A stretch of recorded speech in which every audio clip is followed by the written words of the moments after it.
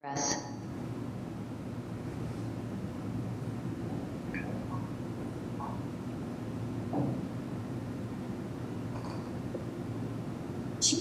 Keep scrolling.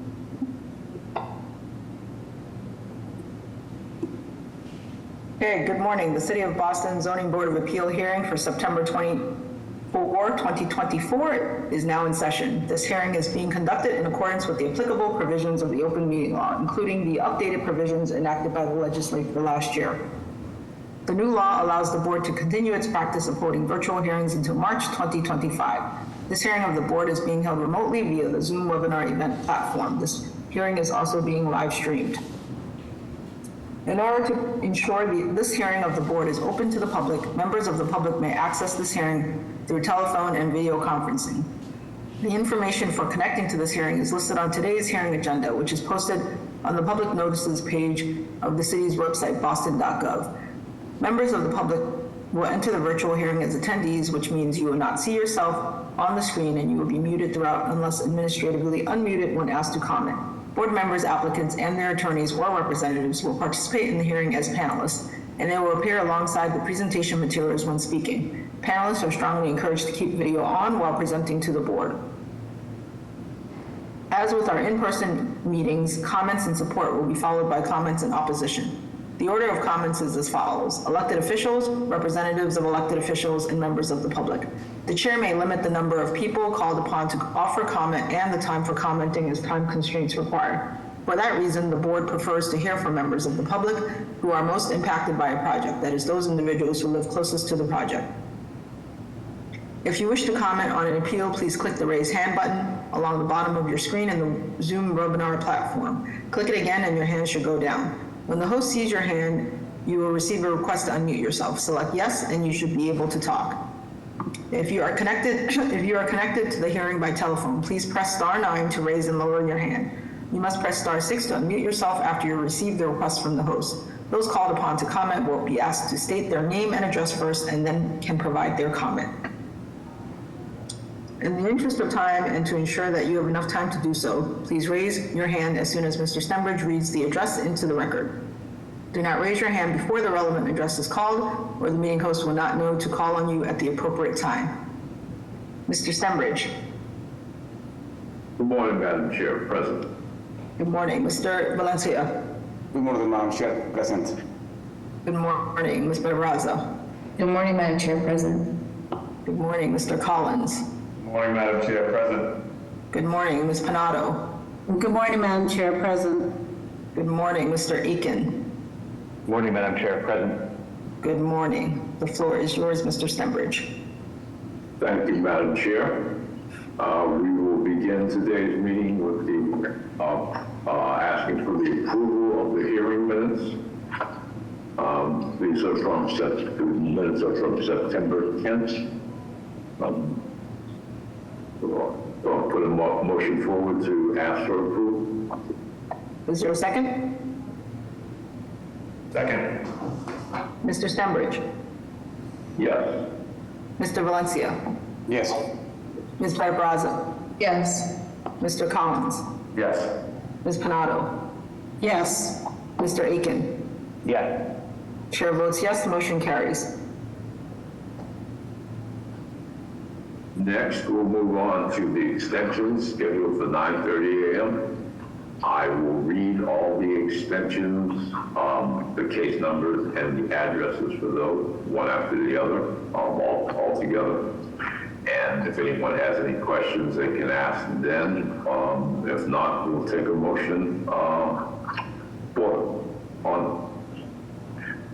we'll begin with case BOA 103-5621 with the address of 3 Robinson Street. Then we have case BOA 609-358 with the address of 6 to 8 Parsons Street.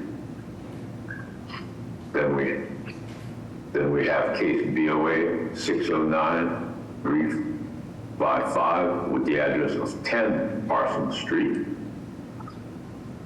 Next, we have case BOA 898191 with the address of 40 Montwood Road.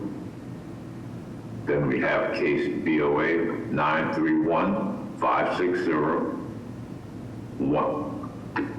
with the address of 149 Salem Street. Next we have case BOA 948370, the address of 768 to 772 Tremont Street. Next we have case BOA 948352 with the address of 11 Heron Street. We also have case BOA 948354 with the address of 26 Heron Street. Next we have case BOA 1409883 with the address of 850 to 852 Summer Street. Then we have case BOA 1066449 with the address of 6 Glover Court. We also have case BOA 1240760 with the address of 46 Everett Street. We also have case BOA 1240917 with the address of 46 Everett Street. Then we have case BOA 1240765, also with the address of 48 Everett Street. Then we have case BOA 1240920, also with the address of 48 Everett Street. Then we have case BOA 1289438 with the address of 211 West 3rd Street. And finally, we have a case BOA 788662 with the address of 587 Albany Street. Those are the extensions before the board this morning. Any questions from the board? May I have a motion to grant the extensions as requested? Make a motion to grant the extensions as requested. May I have a second? Second. Mr. Stenbridge? Yes. Mr. Valencia? Yes. Ms. Better Brazzo? Yes. Mr. Collins? Yes. Ms. Panado? Yes. Mr. Aiken? Yeah. Chair votes yes, the motion carries. Next, we have a board final operative case. This is case BOA 1287036 with the address of 1767 Washington Street. If the applicant and/or their representative present, would they please explain to the board? Madam Chair, I'd like to recuse myself. Okay, we have a 6-member board. Understood. Good morning, Madam Chair, members of the board. Mark Lacasse, Lacasse Law, 75 Arlington Street in Boston, attorney for the project proponent, which is the Alexandra Partners and consists of Tom Callis and Jazz Bogle. Also on the hearing are the architects of record, CBT Architects, Jim Burke and David Nagahiro. I'll try to briefly condense the 5-year procedural history of this case. Very brief, and then just make the pitch for what is a straightforward request for board final arbiter before the board today. For this particular project, it's a 5-year history that commenced in 2019 with the proposed restoration and renovation of the Alexandra Hotel at the corner of Massachusetts Avenue and Washington Street at the crossroads of the South End and Roxbury. The hotel use, a 156-room hotel, was approved first by the BPDA board under Article 80, then by this board granting all of the necessary zoning relief in August of 2019, and then we proceeded to substantial hearings and approvals by the South End Landmark District Commission for the construction of the addition to the hotel and the restoration of the existing hotel building. Then, of course, was the onset of the COVID pandemic in March of 2020, which decimated the hotel market, especially in Boston, and construction of the hotel simply became unfeasible and not financeable. So after a period of holding to see what would happen, the project proponents pivoted to a residential use, and in late 2021 filed a notice of project change with the BPDA to essentially keep all things the same. The size of the building, the massing of the building, the design of the building, everything would stay the same, but for its use. So the 2022 notice of project change was to change the use from hotel to residential. That was approved by the BPDA board. That was approved by this board in 2022. And then we further went back to the South End Landmarks Commission, and it approved the building in all significant respects. Then, of course, a different economic cycle took hold, and the residential construction became not feasible because of the rise in interest rates.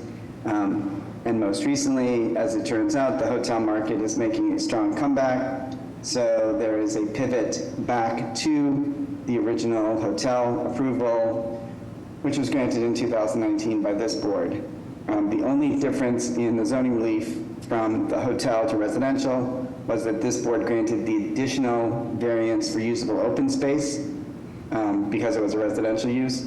But as it turns out, that's no longer necessary because we're going back to hotel use. So in all material respects, the building that is currently being proposed is the same building that this board approved in 2019, that the BPDA board has approved now 3 times, Landmarks Commission twice, and this is the third appearance for this board. So the sole ask before this board is based on the BPDA's most recent approval of the notice of project change back to hotel, that we seek to conform the record of this board. We've submitted the plans, we've submitted everything, that the original hotel use from 2019 be the use. All other zoning relief remains in full force and effect, which was recently extended by this board through August of 2025. So the board final arbiter request is to change the use back to hotel, which is a conditional use, which was the conditional use permit granted back in 2019. I'm happy to answer any questions. Mr. Lacasse, how quickly are they ready to proceed? Well, that of course is the goal, because the economics of this project continue to be very difficult, but they are ready to proceed as quickly as they possibly can, as quickly as the project is financeable. Bearing in mind that there are, of course, still permitting aspects with ISD, full sets of mechanicals, et cetera. But I can say that this project team wins the award for perseverance, because many others perhaps would have given up on this, but they are fully committed to this project, and thus have kept all of the approvals in place and seek to get something that is financeable and buildable, bearing in mind the importance of this building. Thank you. Are there questions from the board? Mr. Lacasse, do they actually have a hotel flag interested in this site? I don't expect you to disclose who it is, but do they actually have a flag interested in this site? There have been discussions with many different types of flags, depending on the type of hotel use. But yes, those discussions have been ongoing throughout the entire process. We also had the strong support of the Local 26 Hotel Workers Union that was pivotal back in 2019, and they're still very much, someone that we're in discussions with. Thank you. Okay, Mr. Lacasse, since you are not going to provide housing, what are the community benefits that this hotel will be providing to the Boston community? Yes, Mr. Valencia. So the community benefits package was a couple of different components. There's the component part that is disclosed in the most recent BPDA board memo, and that relates back to various community contributions, infrastructure improvements, partnership with Madison Park High School for job training programs in the hotel, And then there was a separate negotiated community benefits agreement with a host of community groups that was separately entered into by my client prior to the residential component, and that remains in full force and effect as well. So You're making a contribution to the linkage fund? this project is below the size for a linkage contribution, but there are lots of community benefits. There also was a settlement with an abutter relating to use of the alley behind the building for handicapped accessibility. There are, let's just say, a lot of community benefit component parts that have arisen over the years. Yes. Okay, thank you. Any other questions from the board? Hearing none, is there a motion? I think it's a pretty straightforward zoning case, so I will make a motion for approval. Is there a second? Second. Mr. Stenbridge? Yes. Mr. Valencia? Yes. Ms. Benabraza? Sorry, Mr. Collins? Yes. Ms. Panado? Yes. Mr. Aiken? Yeah. Chair votes yes, the motion carries. Good luck. Thank you so much. Next, we'll move on to the recommendations from the recent subcommittee hearing.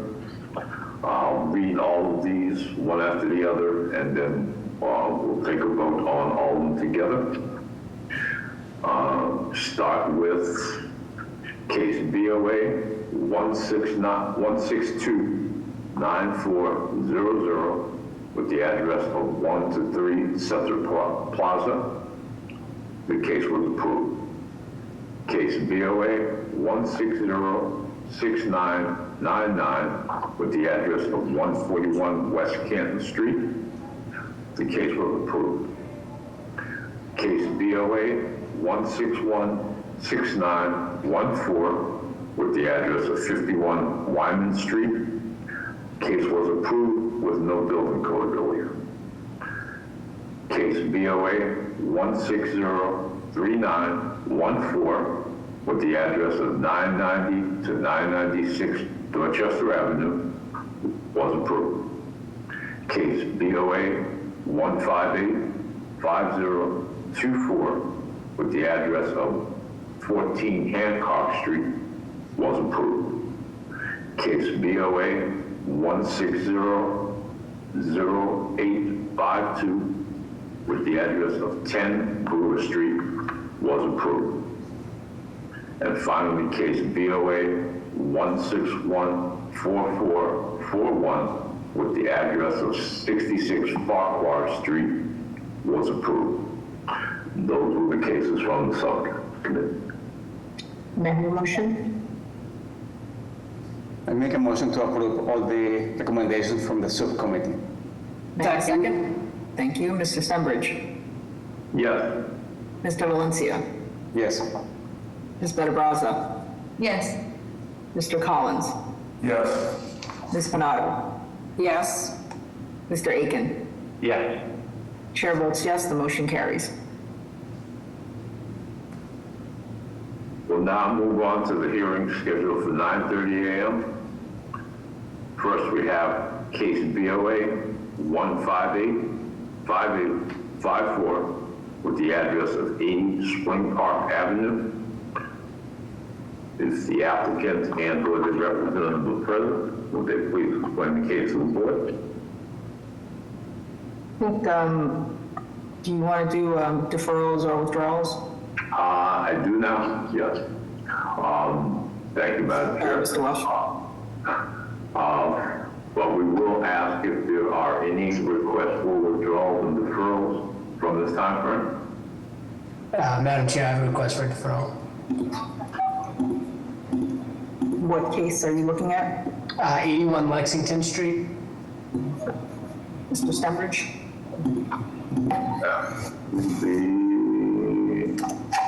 Second to last. Second to last. That will be for case BOA 1575584 with the address of 81 Lexington Street. Would you go ahead and explain, please? Thank you, Mr. Secretary. Good morning, Madam Chair, members of the board. My name is James Christopher of 686 Architects with the business address of 10 Forbes Road in Braintree, Mass.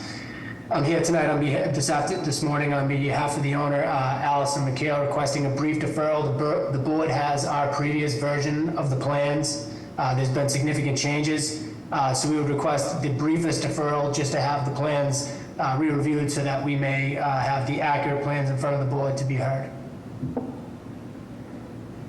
Caroline? What We could dates do you have? do October 29 or November 19th.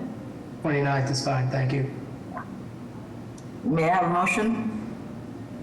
Make a motion to defer to October 29th. Is there a second? Second. Mr. Stenbridge? Yes. Mr. Valencia? Yes. Ms. Benabraza? Yes. Mr. Collins? Yes. Ms. Panat? Yes. Mr. Aiken? Yeah. Chair votes yes, the motion carries. Thank you.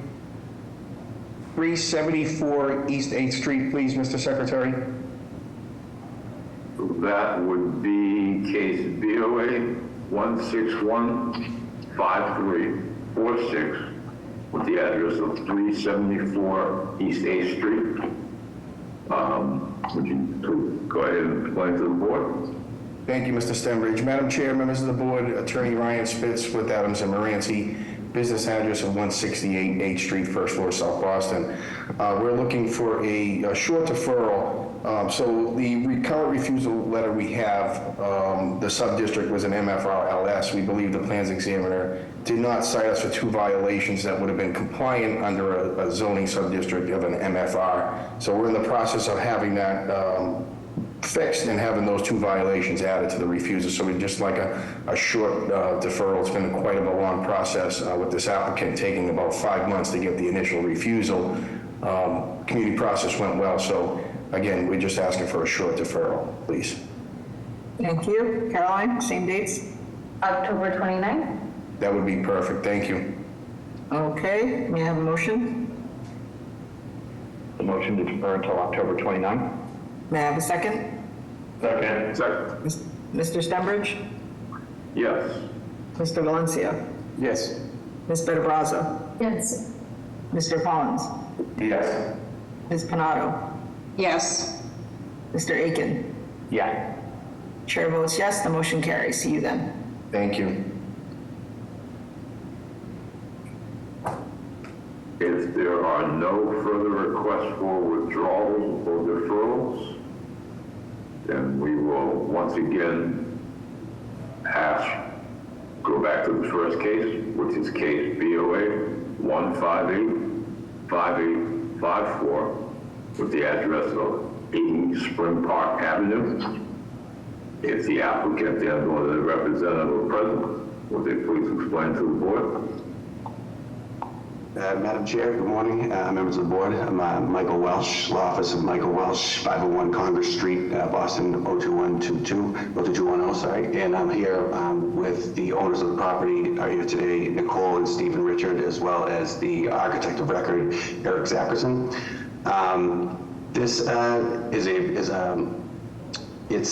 Richard's currently on 2 parcels. There are 2 parcels involved. This is a vacant parcel that the project is being proposed for.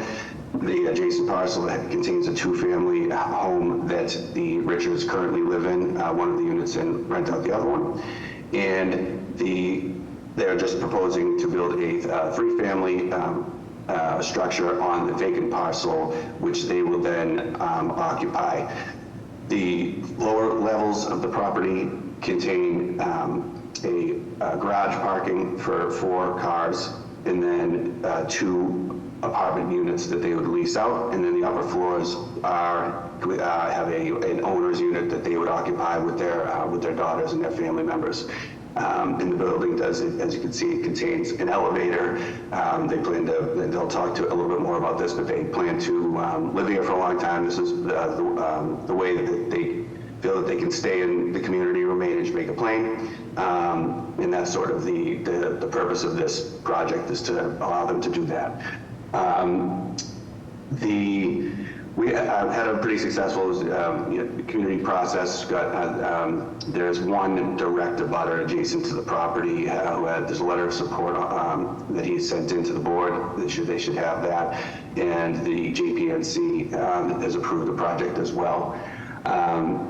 And I can go into more details, but I think that if Stephen and Nicole are here, it's probably better to hear from them the story behind it and kind of and some of the zoning relief we're seeking. And then Eric can comment on any design questions.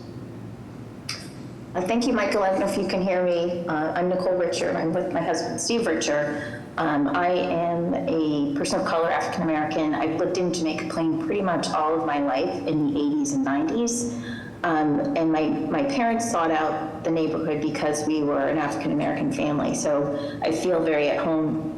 And when Steve and I got married, who is Caucasian, we were an interracial couple, obviously, and knew we were going to have children of mixed race. So we were looking back in 2001 and 2003, we purchased the 1416 Dresden, our current location, because of the history that I had in the neighborhood, but also because of the diversity of Jamaica Plain and knowing that our children would be living with other children and other families of diversity in race and religion, and that was really important to us. And it's really why we're choosing to build in our backyard, basically. We, as Michael had mentioned, this is essentially our backyard, and in order for us to stay in the community and really age in place with age-in-place housing, and pass on housing to our two children and provide generational housing. We have designed this house with that in mind and have 2 rental units, 1-bedroom rental units to help support that mortgage. So I'm not too sure if I should add anything else, but Steve, a little bit of time to talk as well. Right, so as Nick mentioned, generational housing is important for us to provide housing to our 2 kids that very much like the neighborhood and want to stay here. They both have aspirations of going to college here in the city, and we'd like to provide them that opportunity to live in the neighborhood and go to school at a university and have that housing here as part of that. So as far as aging in place, I've had my father here when he had cancer. It was very difficult in this type of house that we're in now to move about and go upstairs. Even 1 or 2 steps becomes a challenge when you're suffering from cancer.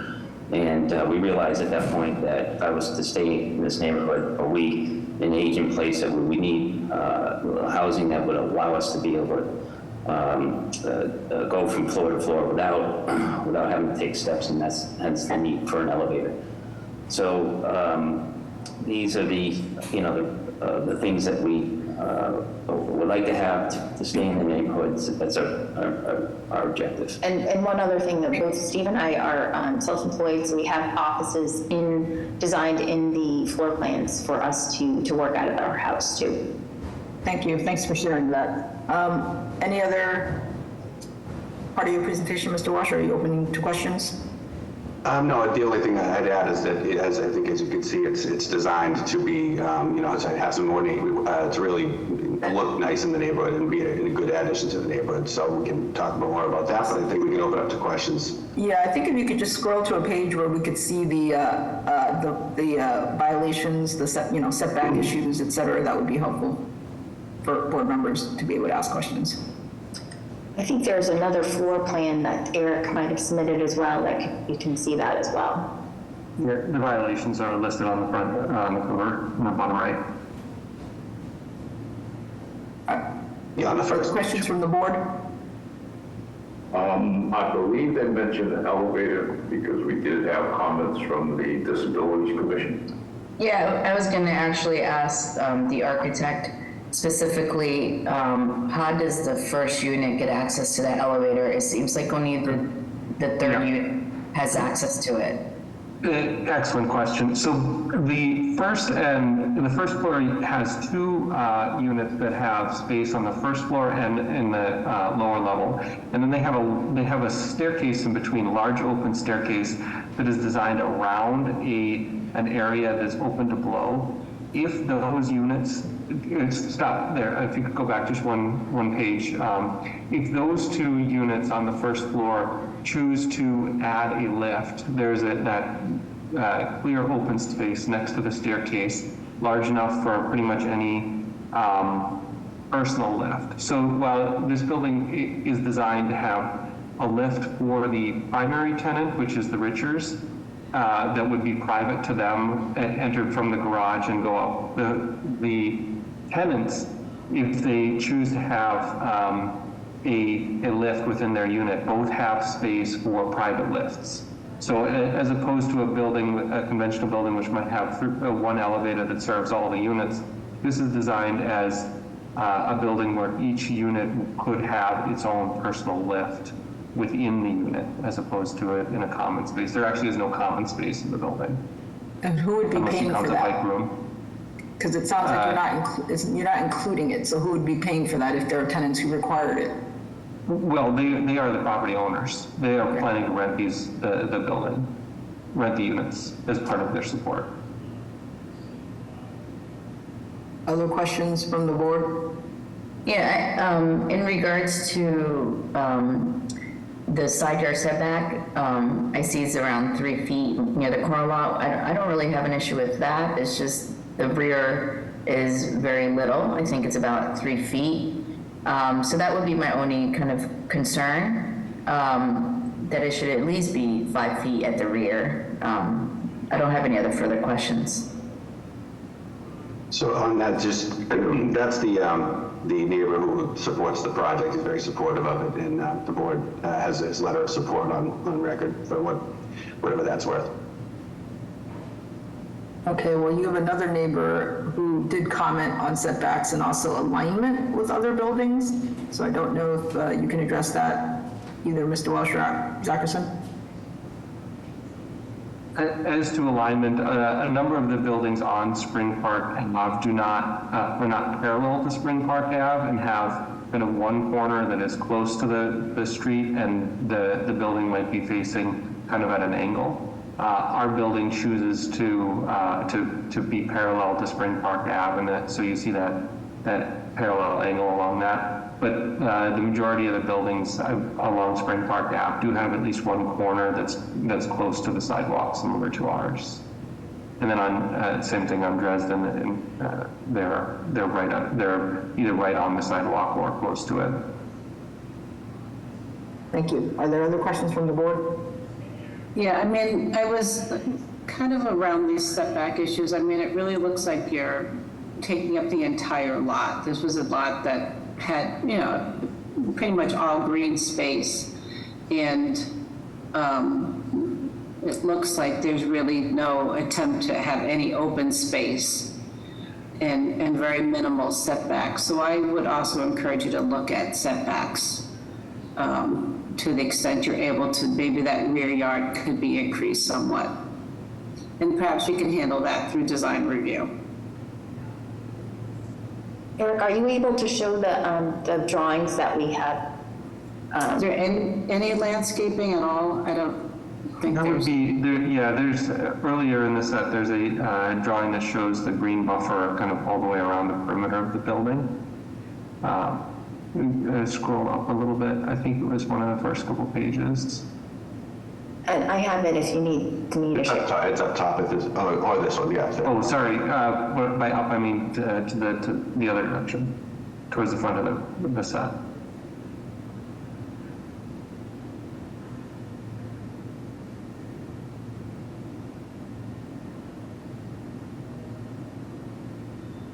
When you scroll towards the cover sheet, which would be, I guess, down.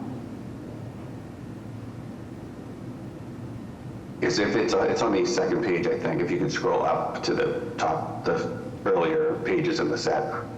Thank you,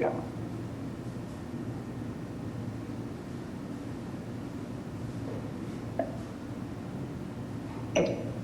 So maybe, yeah, I don't think but if you It was on here earlier. I think it's before this one, actually.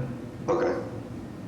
No, that's the first page. I actually have it if you want me to share my screen. Yeah, It you was the can. green. We're not the able page to with- do that. The page with green on it.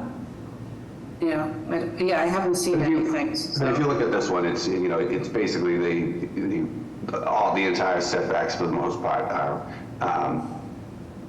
can have green space, and then we will put also. Could you describe what you mean by green space?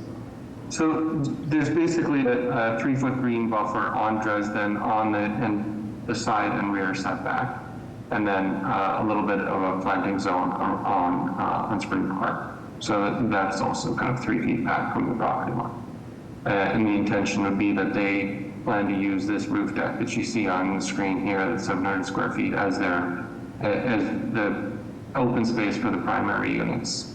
And it's just, I think one thing worth noting, I mean, it was mentioned that, you know, the property does contain green space right now, and that has been, I think, a labor of love for the rancher. It did take quite a bit to maintain that. So I don't know how feasible it is for them to do that full-time forever.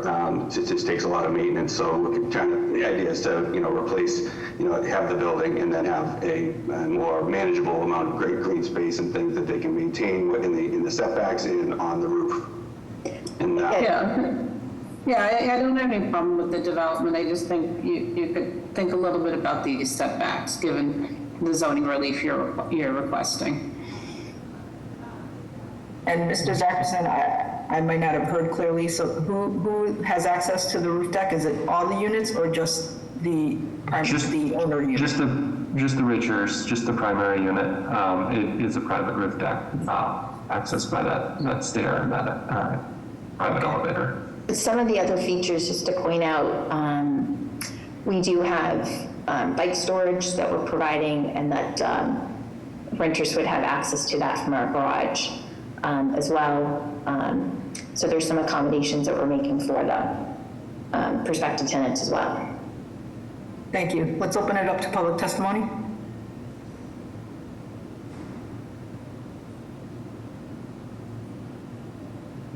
Is ONS on, the elected official's office, before we get to public comments? Madam Chairman of the board members, for the record, my name is Jeremy Bembury. I am the Jamaica Plain Community Engagement Specialist for the Office of Neighborhood Services. The applicant has completed the community process, which consisted of an abutters meeting held on June 18th, facilitated by myself, which was well attended, where one abutter did voice support. Other abutters voiced a few concerns referencing the size of the project, parking and curb cuts, which were well addressed. They then went on to present to the civic group JPNC zoning on August 7th. The zoning committee members expressed concern about the size of the structure and small setbacks, but deferred to the direct abutters who voted in support of the project. We have not received any letters of support or opposition. Thank you for your time, and the Mayor's Office of Neighborhood Services would like to report with the judgment at this time. Thank you. Melissa? Hi, thank you. Good morning, Madam Chair and members of the board. My name is Melissa Beltran. I am the Director of Constituent Services for Councilor Ben Weber for District 6. And we would like to go on record in support of this project. Thank you. Thank you. Kingsley? Hi, I'm Kingsley Bai. I live across the street from the property. I'm at 79 Spring Park, so I'm an abutter. And my concern is about the setbacks also.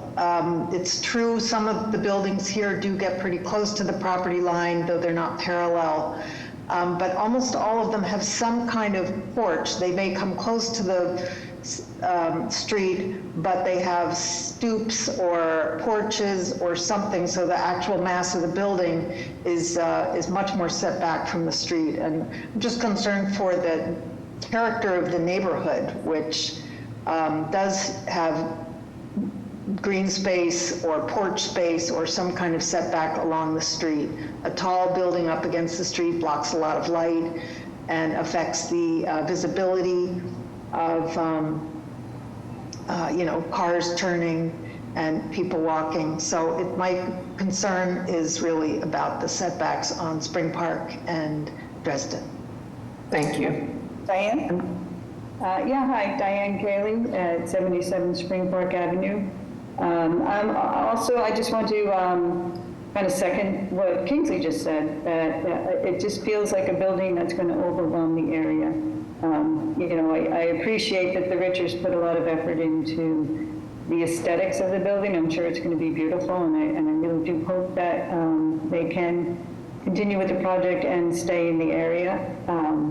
But I do have my concerns. It just feels like an overwhelming structure in the neighborhood. There are 9 variances being sought, which, speaks to the fact that it is going to be unusual and sort of kind of different from what the character of the neighborhood is now. And I would hope that they would maybe take another look and see if they can address those issues.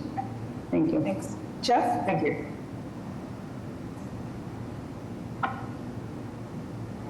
Sorry, Jeff Duryea. I also live at Spring Park, 77 Spring Park, with the same building as Diane. I guess I'm also have the same concerns that I just heard from Kingsley and Diane about the size of the building and the fact that it's going to be right up against the street. And I don't know to what extent this might impact parking, because I have off-street parking. But yeah, just to reiterate that, again, keeping the character of the neighborhood, I'm not sure, this may have some impact on the character of the neighborhood. And I just sort of wonder whether this can be done but also comply with essentially the regulations. Thank you. Matthew?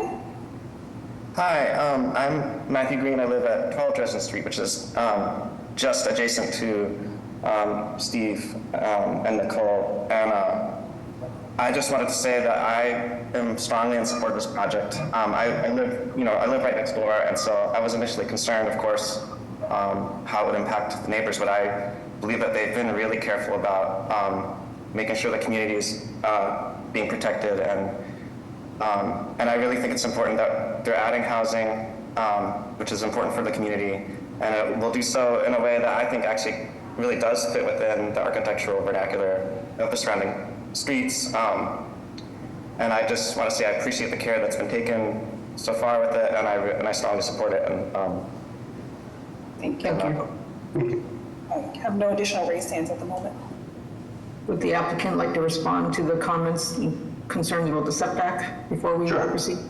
So there is a porch. So the porch is set back along the street. Some of the other properties. I would just say, as far as the density, the property that's directly across the street, across Dresden Street, has I think it's a 6-unit building, similar height, and I think greater density. And as far as visibility with the setback, the building itself will be actually improve the visibility, because right now you have, I think, arborvitae, trees that go up right up to the property line that are very tall, so there's essentially no visibility as it is right now. So it'll be pushed back, I think, 3 to 5 feet, so improve that. And then as far as off-street parking, there are currently 2 off-street parking spaces for the 14 to 16 Dresden Street, where Steve and Nicole currently live. We, as part of this project, made an easement over a shared lot line easement. We'll be making one, and it's designed on the plans to provide them with at least two or more parking spaces, so that they maintain those, and then there will be 4 for the new building.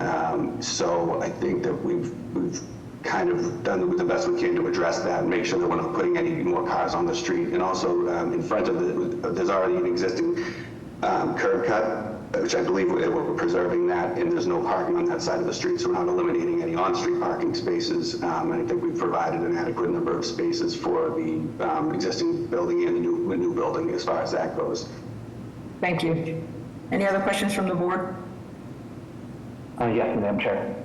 Yes. One question. I think for me, I just haven't heard quite enough about why the setbacks that are needed are the sort of minimum required to have a feasible project. I appreciate kind of all the comments have been had. You have to look at this, of course, in the sense that it may not always be the Richards property. I understand that's intended. But I think that, with the 9 variances requested, it would be nice to hear perhaps from Mr. Zackerson, sort of like how the setbacks were arrived at very clearly, and why those are the minimum that are needed to have a feasible development. Yeah, I mean, I can speak to that. Fundamentally, there are a number of things that we are trying to put on what is not a very large lot. The Richards, as they've described, want to build this home to be their long-term home and be able to host family members as they age in place. They also have 2 offices for themselves within this space. They wanted to be able to have this home, have the office space, be able to accommodate at least one aging parent, and then also have the 2 one-bedroom rental apartments, as well as 2 parking spaces. When we compile all of those things, we ended up with a building that is this big. It is mostly primarily driven by how much space we felt that they wanted to accommodate within their home and be able to do that. It was not designed in order to kind of based on the setbacks so much as, well, we need this in order for this project to be viable for us. We need to be able to, if we're going to live here, we need to be able to have these things. And so it does end up having rather, that's why we work with the neighbors to make sure that they're comfortable with it as much as possible. But that is how we ended up with the minimal setbacks that we do have on all sides. And if I can add one thing, Eric, too, I know in our initial design development of the plan, we actually didn't have as much setback, and Steve and I looked at that in conversation with neighbors. We said, no, we definitely have to have more of a setback. That was, a critical part of that. So we moved back the building to create that 3-foot setback on Spring Park Ave. And so that we could have green space. It's unfortunate that you can't see the landscape drawing that we, you can see that there's green space really around the whole building on Spring Park as well as Dresden Street. And on Dresden Street, it's really more than what the neighborhood, the street has right now. So I think if you see that, you would see that we were thoughtful in that sense and really required that of our design to have the setbacks. Thank you. Thank you. Those were helpful. May I have a motion? Madam Chair, I'd like to put forward a motion of approval with 3 provisos. One being that the project complies with 521 CMR Section 9 on accessibility standards for multiple dwellings.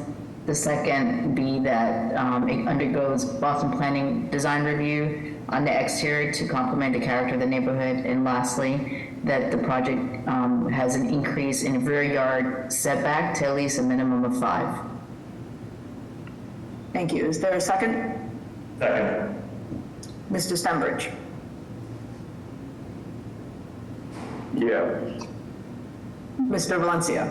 Yes. Ms. Better Brazza? Yes. Mr. Collins? Yes. Ms. Panado? Yes. Mr. Aiken? Yes. Chair votes yes, the motion carries. Good luck. Thank you. Next, we have case BOA 1627266 with the address of 103 to 105 Neponset Avenue. If the applicant and/or their representative are present, would they please explain the case to the board? Hi, yes, thank you, Madam Chair, members of the board. I'm Sheila McCabe, and my husband is here with me, James McCabe. We're the owners of the building. We bought it a while ago with the intent of rehabbing it for condo development, and along the way, we determined that we got approval and we're nearly finished with the project. Along the way, we determined that it might be a nice idea to have a small deck off the back of each unit so that people could have a little, since it's a condo, a little private space to put a table and have a cup of coffee or something like that.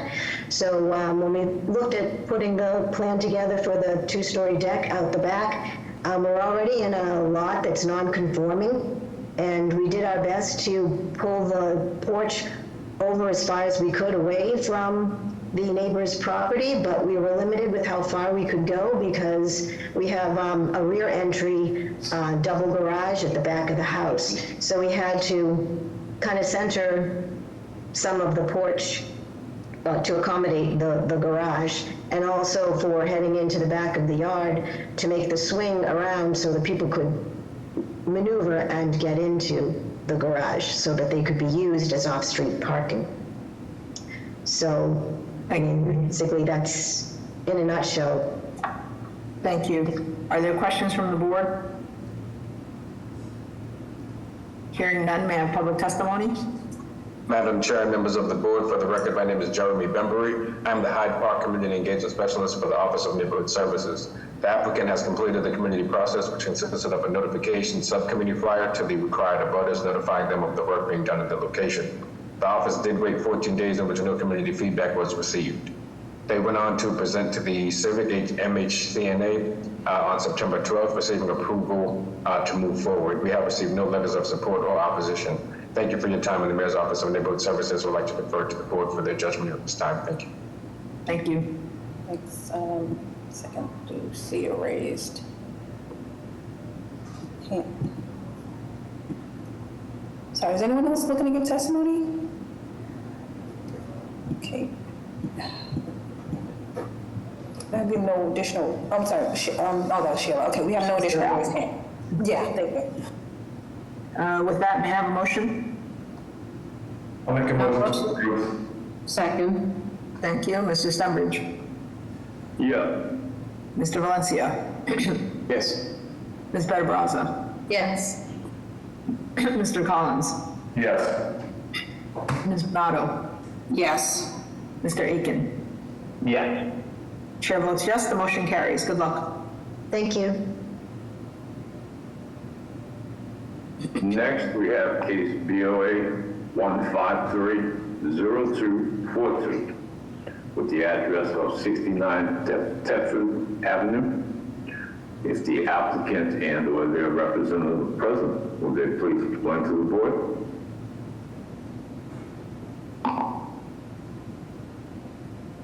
Okay, we do have a raised hand here. One second. Vernon? Yes, I'm here. Thank you, Madam Chair, members of the board. Vernon Woodworth, Urban Determination LLC. 69-71 Thetford Ave is an existing two-family owner-occupied in the Dorchester neighborhood. And initially I was approached to help prepare a set of plans for an additional dwelling unit. What we determined is that in order to provide code-compliant egress, a small addition shown in this elevation, the west elevation, at the ground level would be required to achieve clearances for a new egress stair. Because that triggered the addition of a dwelling unit and zoning requirements no longer being within the boundaries of the ADU program, we also have added dormers on the third floor. The additional dwelling unit or the third unit will be on a partially finished existing third floor. Two existing stairs are at the back of the property, but with inadequate remoteness to meet the egress requirements. So an existing stair currently serving only the second floor will be extended to the third floor to provide a code-compliant second means of egress for the new dwelling unit, which will be sprinklered in accordance with NFPA 13D as allowed by the Massachusetts State Building Code. Minor changes to the first and second floor to accommodate the new egress. The site plan would, if we were able to show it, indicate that there's a significant backyard and a large two-car garage. We are cited for parking because the provisions for maneuverability could not be met, but in fact, tandem parking would be available for the third unit. The owners intend to remain in the home and provide the third floor unit to members of their family. Thank you. Are there questions from the board? Hearing none, may I have public testimony? Thank you, Madam Chairman of the board and board members. For the record, my name is Jeremy Bembury. I am the Mattapan Community Engagement Specialist for the Office of Neighborhood Services. The applicant has completed the community process, which consisted of an abutters meeting held on May 23rd, likely attended with one supporter. Next, the project was presented to the Civic Group ROC on July 18th, where the project was approved. We have no letters of opposition or support. Thank you for your time, and the Mayor's Office of Neighborhood Services would like to defer to the judgment of the board at this time. Thank you. Madam Chair, hold raised hands. Thanks. With that, may I have a motion? Make a motion to approve. May I have a second? Second. Mr. Stenbridge? Yes. Mr. Valencia? Yes. Ms. Benabraza? Yes. Mr. Collins? Yes. Ms. Panado? Yes. Mr. Aiken? Yes. Chair votes yes, the motion carries. Good luck. Thank you very much. Next, we have case BOA 163-6369 with the address of 608 Galvin Boulevard. If the applicant and/or their representative are present, will they please explain the case to the board? Thank you, Mr. Stenbridge. Good morning, Madam Chair, members of the board. Attorney John Fulgini, I'm representing Galvin Boulevard Development LLC for this proposal. With me this morning is Cronin Dempsey, who is the owner of the property, together with James Christopher, who is the project architect. 608 Galvin Boulevard, the zoning this is local convenience and 2F5000. The lot size is 20,000 square feet. The proposal before you is to raise the existing two-family, construct a new 12-unit residential building with 20 below-grade parking spaces. It's worth noting that these units will be home ownership, and 2 of the units will be designated affordable. The building makeup is there's 11 two-bedrooms, the average size is 1,166 square feet, and there's 1 studio, which is 605 square feet. This proposal is located in both the local convenience and 2F5000 zoning subdistrict. If you look to the right of this proposal, you will see it's adjacent to a strip mall. And in that strip mall, there's a dry cleaner, there's a muffler store, auto glass company, AT&T phone store, among others, some restaurants. This building is 3 stories, so that did trigger a height violation. However, it is only at 34 feet, so it is compliant in that respect. And due to the location of this building, it will provide somewhat of a buffer between the local convenience strip mall and the residential multifamilies as you go further left down Galvin Boulevard. There'll be no displacement as a result of this. The first floor of the existing two-family is vacant, and the second floor is a friend of the owner, and he is being relocated to one of his other properties in the neighborhood. And his intent, he's a state police officer, his intent is to come back and purchase one of the units when they're complete. We did go through a lengthy community process. I believe the board has multiple letters of support, and we also received the support of the Cedar Grove Civic Association. At this point, I'll turn it over to James Christopher to walk through the plan, but we appreciate your time this morning. Good evening, good morning, Madam Chair, members of the board. I think John astutely covered the breakdown of the plans. The curb cut off of Galvin Boulevard is existing and will remain. We will pass through the garage level to a ramp that goes down to a lower level where the parking exists primarily. We work closely with the abutters to provide screening and buffering on that ramp as it drops down to minimize the light pollution as the vehicles enter the garage. We also worked very closely with the abutters on the siding of the building. We have had several different iterations where the building was allotted to the left property line, to the right and to the rear. This was the iteration that was most favored by the abutters, as well as with the shape of the third floor and the roofs. We had several iterations of that, and working closely with the neighbors, we arrived at this roof shape, which works in line with the existing housing stock. So I think largely that's the breakdown of the overall building. If there are specific questions, I can answer them. Thank you. Are there questions from the board? Yeah, why 20 parking spaces?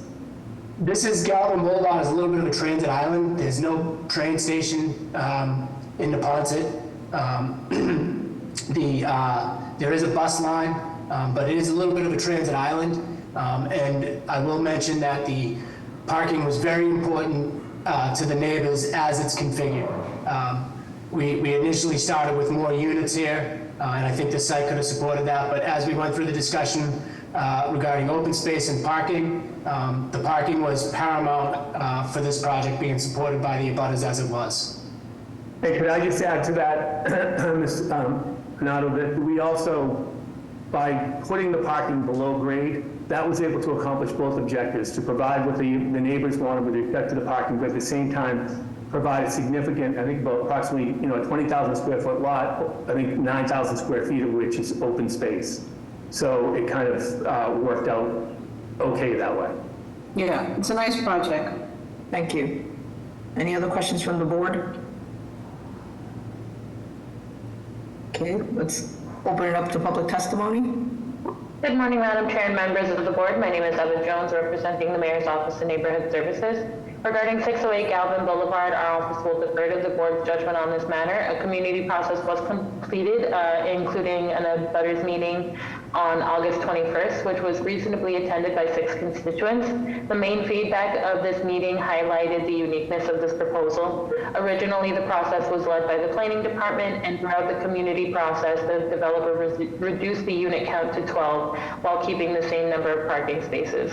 Throughout the community process that I led, constituents consistently expressed the importance of parking being maintained at its current number in this proposal, and that community support is contingent on that important issue due to the fact that there is no street parking on Galvin Boulevard, forcing residents to go to the already crowded side streets where constituents have expressed the increased pressure they feel on the parking shortage in this area. Additionally, constituents express that they feel there is a lack of public transportation in the area as well. I would like to highlight a quote from Mr. Jost, a resident in that area that also attended the abutters meeting, and he stated, "I also want to reiterate one very important point about the project that I want to make sure everyone is aware of. These developers have been trying for 3 years to get the neighborhood to support this proposal, which has been vehemently rejected over and over again, with the same main concern being parking. The proposal was reviewed with the Cedar Grove Civic Association, which my office only knows that they attended meetings to present their proposal during the process with the planning department, and that they expressed support for this proposal. At this time, the Mayor's Office of Neighborhood Services defers to the board's decision. Thank you for your time and consideration." Bob? Yes, Madam Chair, members of the board, Bob D'Amico, BTD.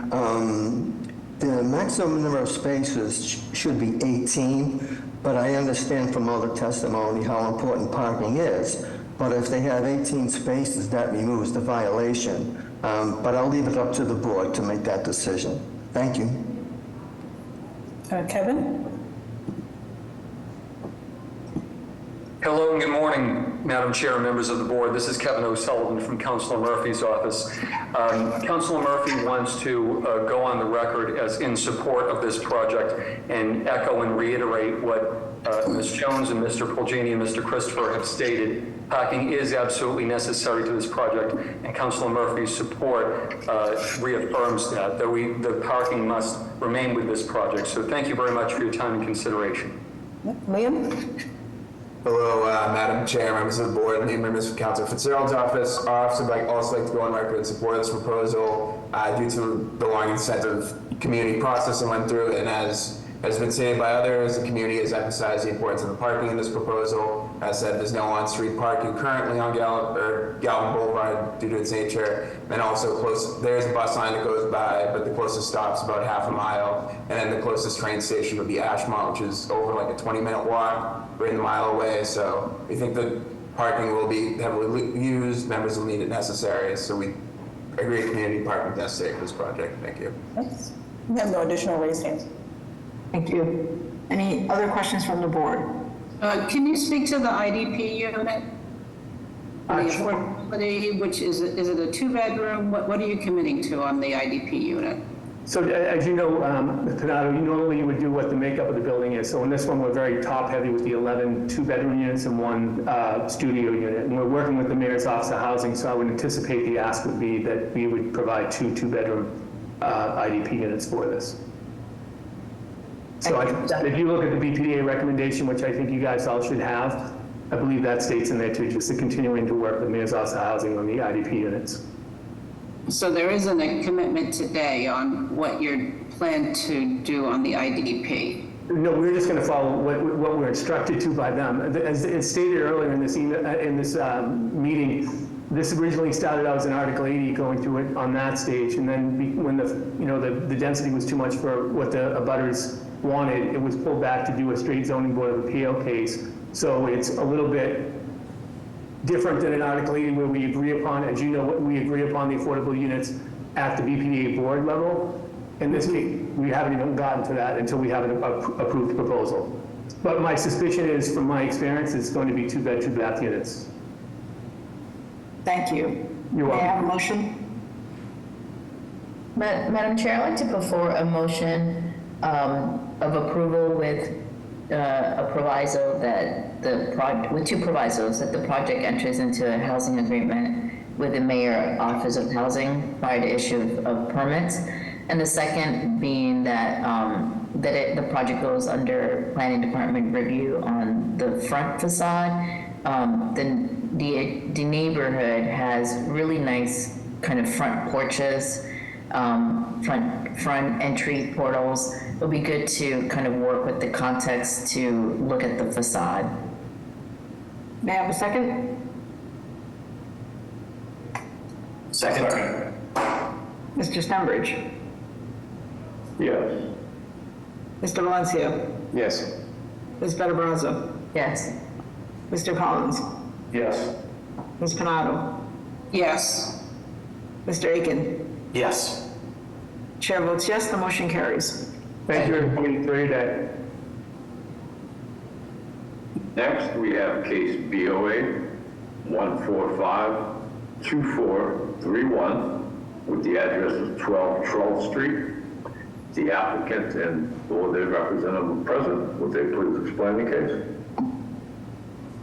Good morning, Madam Chair and members of the board. My name is Cesar Da Silva on the behalf of the owner of my client, Claudine Bala. Our objective here is to change occupancy from an existing 2-family to a 4-family on Troll Street. Did you say 4 or 3? No, 4. It's actually now existing 3-family. It's been since 2015 being paying tax and used as a 3-family. My client bought this property on 2017 as a 3-family, but registered at the ISD is a 2-family. So our objective is to make the ground floor another unit and add to the stock of housing in Boston. As you see, can you stop on here?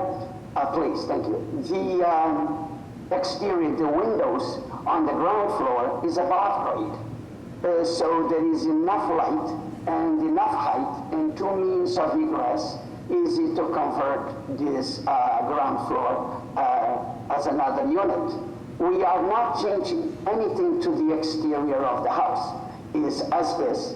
There is already, if we could please go back up. As you see on the front elevation and the side, there is already existing a fire escape serving the 2nd and 3rd floor. There is already a door going to the ground floor, the basement at front. The main thing, the objective now is to use that basement or the ground floor as another unit. Do we have enough light on the side and enough windows all above grade? And as well as for the parking space, can we go back up to the site plan, please? Okay, thank you. Thank you. We are in the zoning of 3F 5,000. Here we have 7,214 square foot of land with a lot of space in the back for parking. So parking is not an issue. FAR here, we just need the FAR of the 50%, 5-0. So the changes to the neighborhood is not at all to the exterior. All that we want is to best use that basement or ground floor to the best use and adding another unit to the stock of housing in Boston. Thank you. Anybody have any questions, please?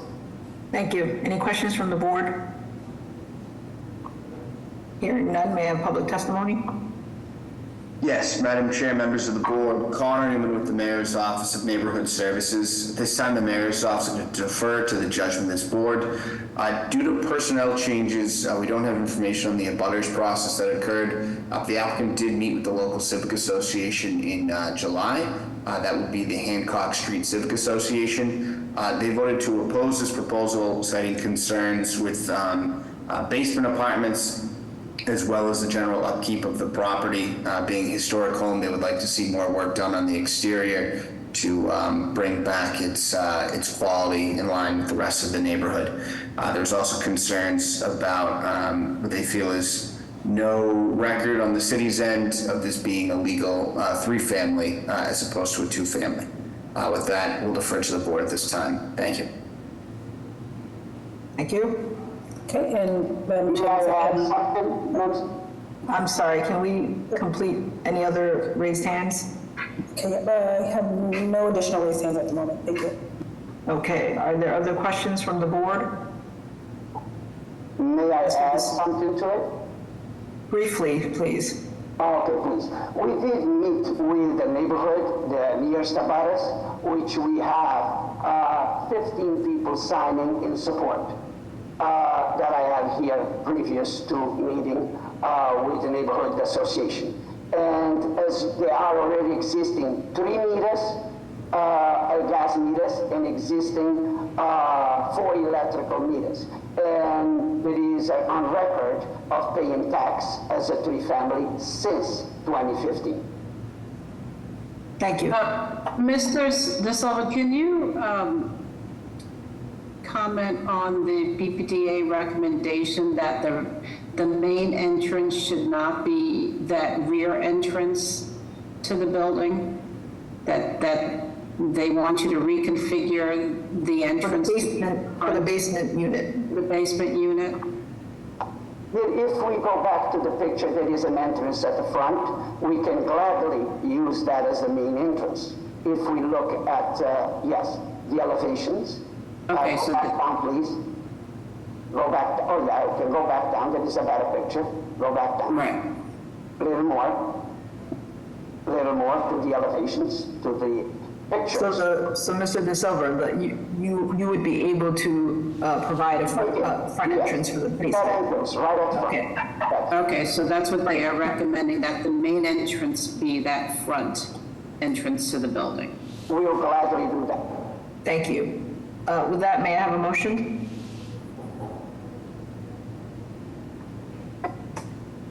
So I'll make a motion for approval with the proviso that no building code relief be granted and that the basement unit maintain its main entrance facing the front lot line. Is there a second? Second. Mr. Stenbridge? Yes. Mr. Valencia? Yes. Ms. Better-Brazza? Yes. Mr. Collins? Yes. Ms. Panado? Yes. Mr. Aiken? Yes. Chair votes yes, the motion carries. Good luck. Thank you, members of the board and Madam Chair. Madam Chair, for the next case, I will be recusing myself. I will read it into the record and then move on from there.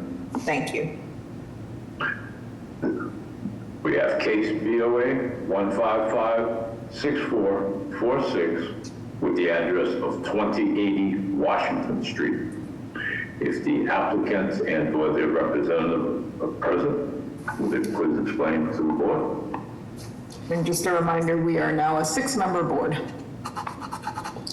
All right, hello. So I am Jonathan Smalls. I am the designated developer for 2080 Washington Street, which is the non-factory building at the intersection of Washington Street and Melnia Cass Boulevard.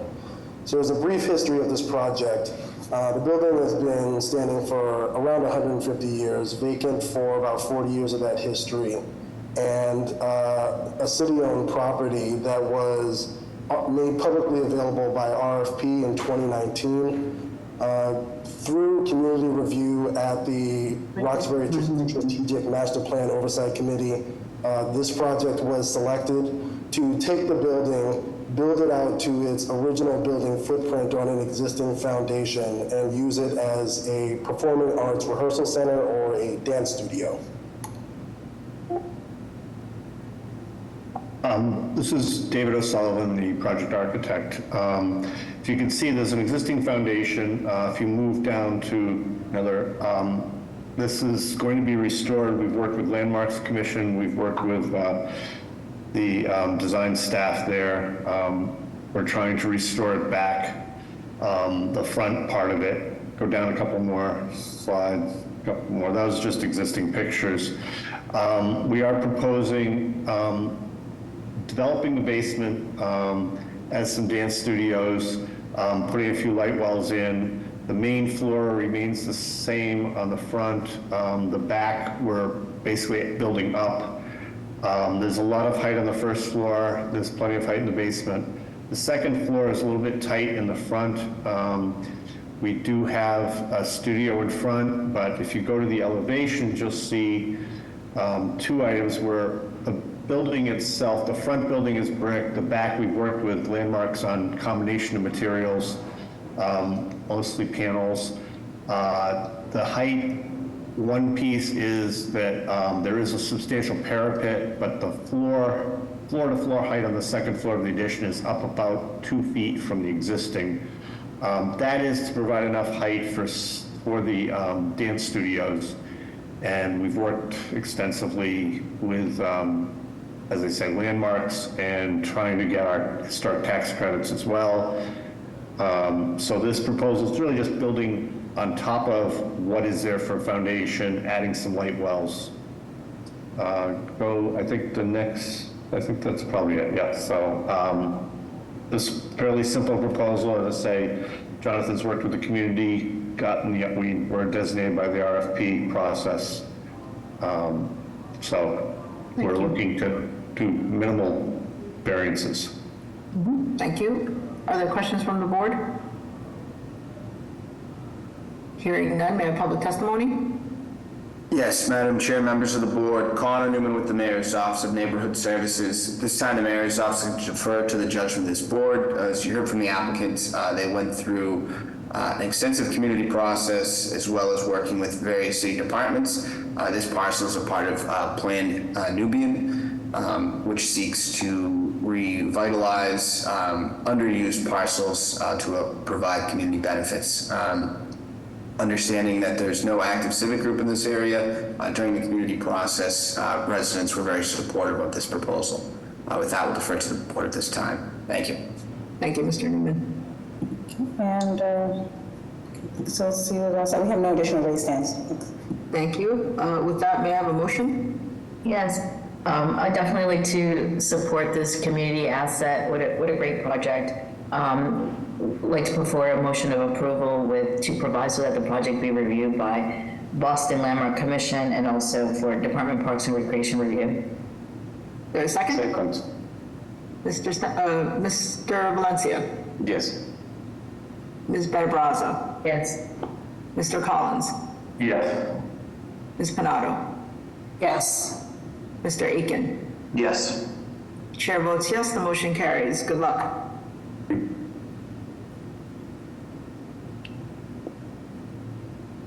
The next case has been deferred, so we'll move on to case BOA 1628161 with the address of 850 to 852 Summer Street.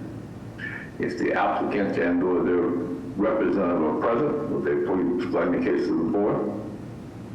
Good morning, everybody. My name is Crystal Lynn Martinelli, and I'm the owner of Radiate Wellness and a resident of South Boston and Boston for the last 12 years. I've been operating a wellness business remotely over the last 4 years, and we're looking to open up our first physical location at 850 Summer Street. We're looking to change the use of the unit now from a office space to a professional use space. Some of the services that we'll offer are yoga, bar, Reiki, mental health counseling services, and different workshops and retreats. And that's pretty much it. We've completed the community process. It went pretty well. They mentioned some issues about parking. We expect that all residents will really walk to the studio, but we will put on our website that we encourage students to walk to the studio and remind them that there is resident parking around. Thank you. Thank you. Any questions from the board? Hearing none, may I have public testimony? Madam Chair, members of the board, Siggy Johnson with the Office of Neighborhood Services. This petitioner has completed the ONS community process. Our office hosted an abutters meeting on August 12th, at which one abutter expressed concerns about parking. No other concerns were raised. Proponent additionally was in communication with the City Point Neighborhood Association, which is the active civic group in this area. They were in non-opposition to this proposal. With that background, we defer to the judgment of the board. Thank you. Thank you. And Madam Chair, we have no raised hands. Good morning, Madam Chair and members of the board. Laura Toledano here from Constable Flynn's office. At this time, Constable Flynn would like to go on record support based on a good community process and feedback from neighbors and the City Point Neighborhood Association. He respectfully requests continued work with the community on any quality of life issues. Thank you. Thank you. We have no raised hands. That may I have a motion? I'll make a motion to approve. Is there a second? Second. Mr. Stenbridge?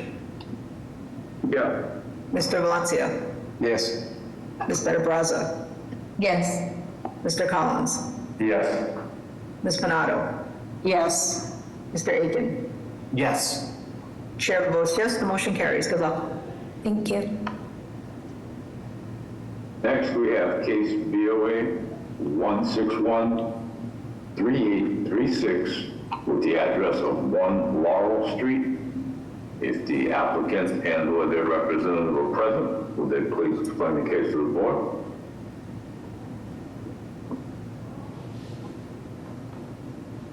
Okay, we have a raised hand now. 1 second.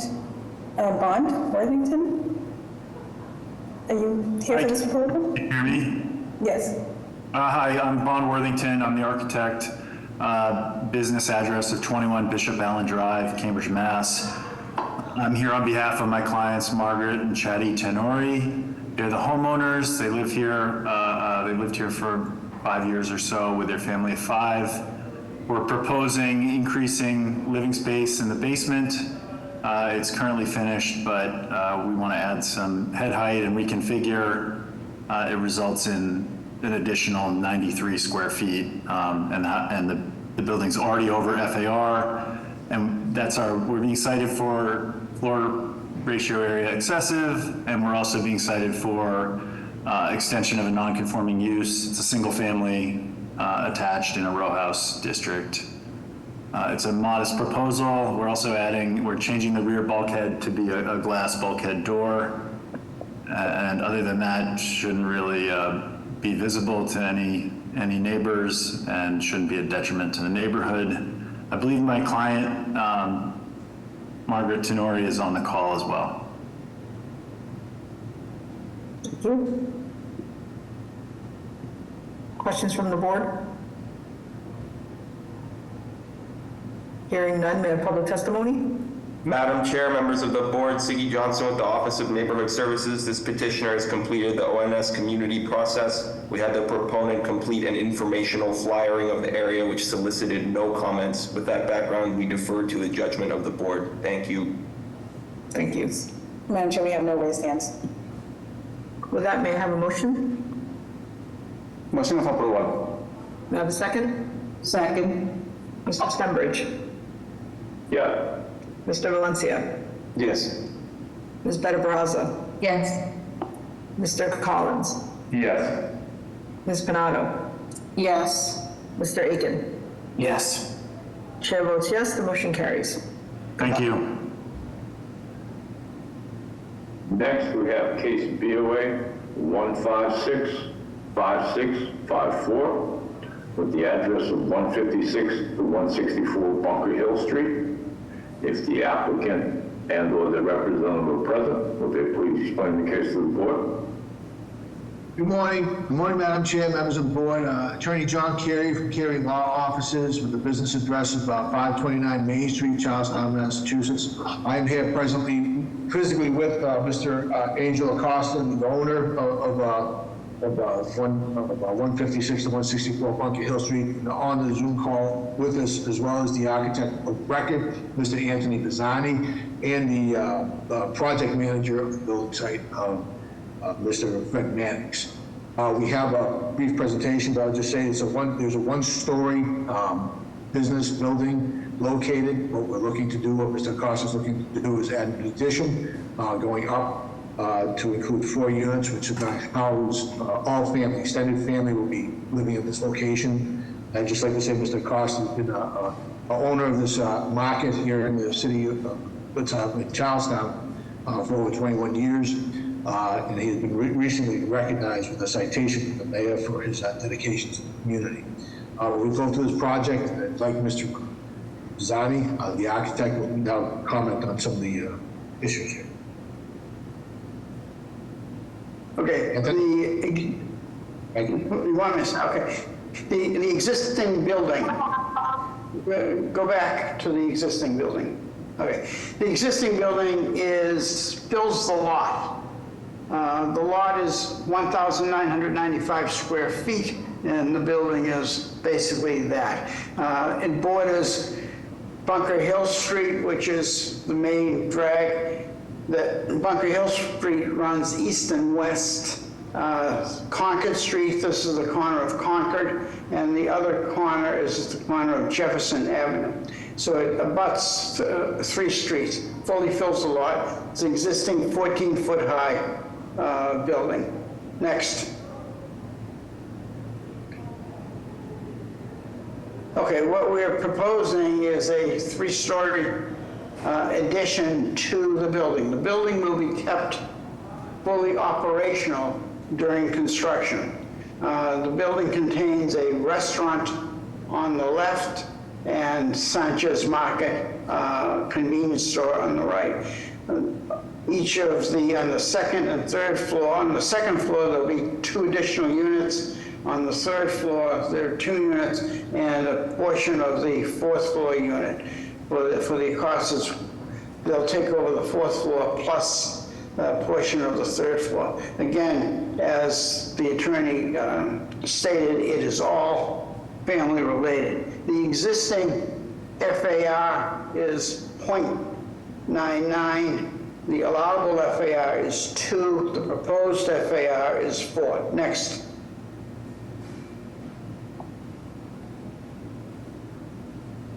Okay, John, this is for you. So the architect, Mr. Pisani, had a shadow analysis done. This slide just basically explains to you where the sun is most at its peak and how it will affect at different times throughout the year: December, March, June, and September. So you can take a look at that. I'm not going to just read it from the slide, but that is what it does. It explains to you what a shadow study is. Now, Mr. Pisani will go through the study. Thank you. Yeah, John, please show the shadow.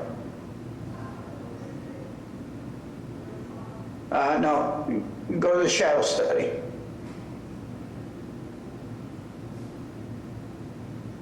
Okay. Well, here you go. Well, one of the concerns of the neighbors was us casting shadow on them. In reality, because of the orientation, again, Bunker Hill Street runs north, east and west, therefore the face of the building is basically north. Move through the slides, please.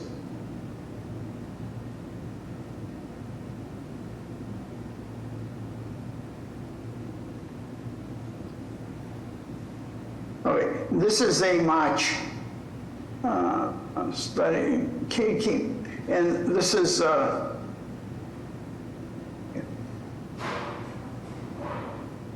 what day is this?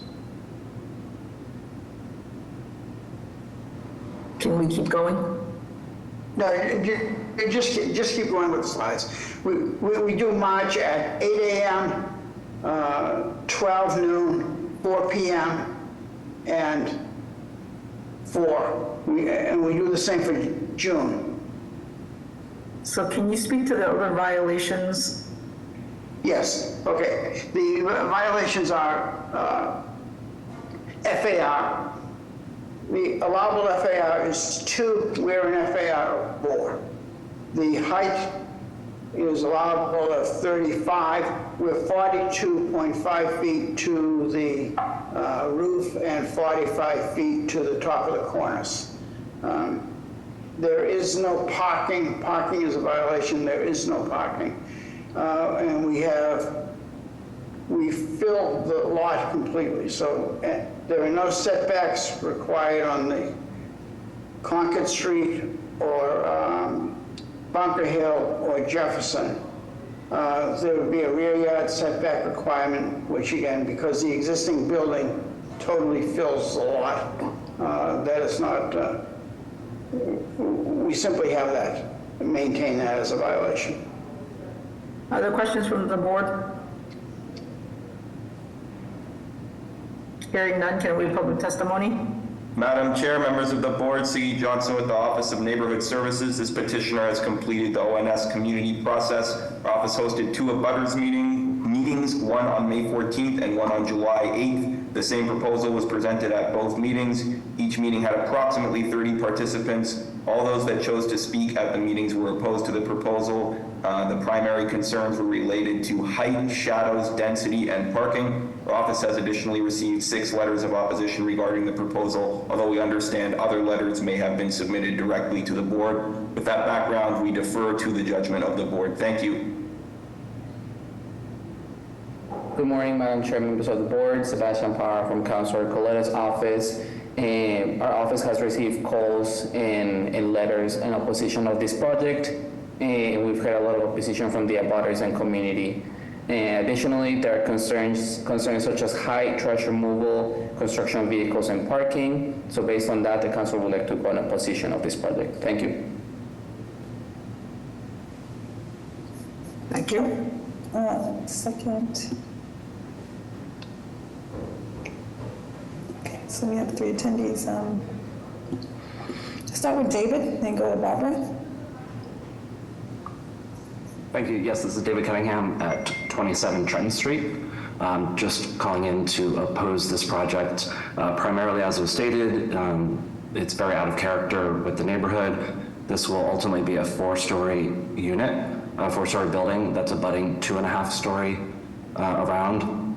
Also, the renderings that were submitted on each of the calls, the abutters indicated that many of the structures in the back are not very accurate. So in fact, this does look very large if you extend to some of the other buildings in their reality.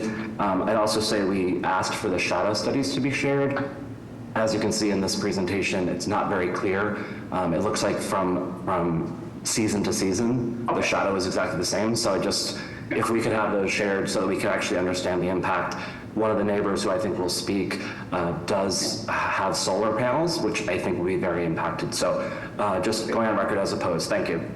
Thank you. Madam Chair. Sir, please allow the public testimony to complete first. Thank you. Okay, Barbara?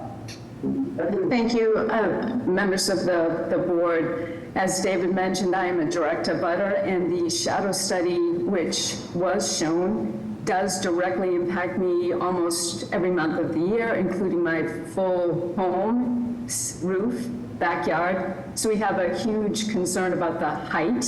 The noise currently is an issue. Right now, the existing structure uses non-commercial air conditioners in the Trenton Jefferson Avenue access road, which narrows the road to about 6 feet, and we have not been able to turn on our air conditioning units or open our windows for the last 21 years that they have been. in occupancy. We have occupied this home for 25 years.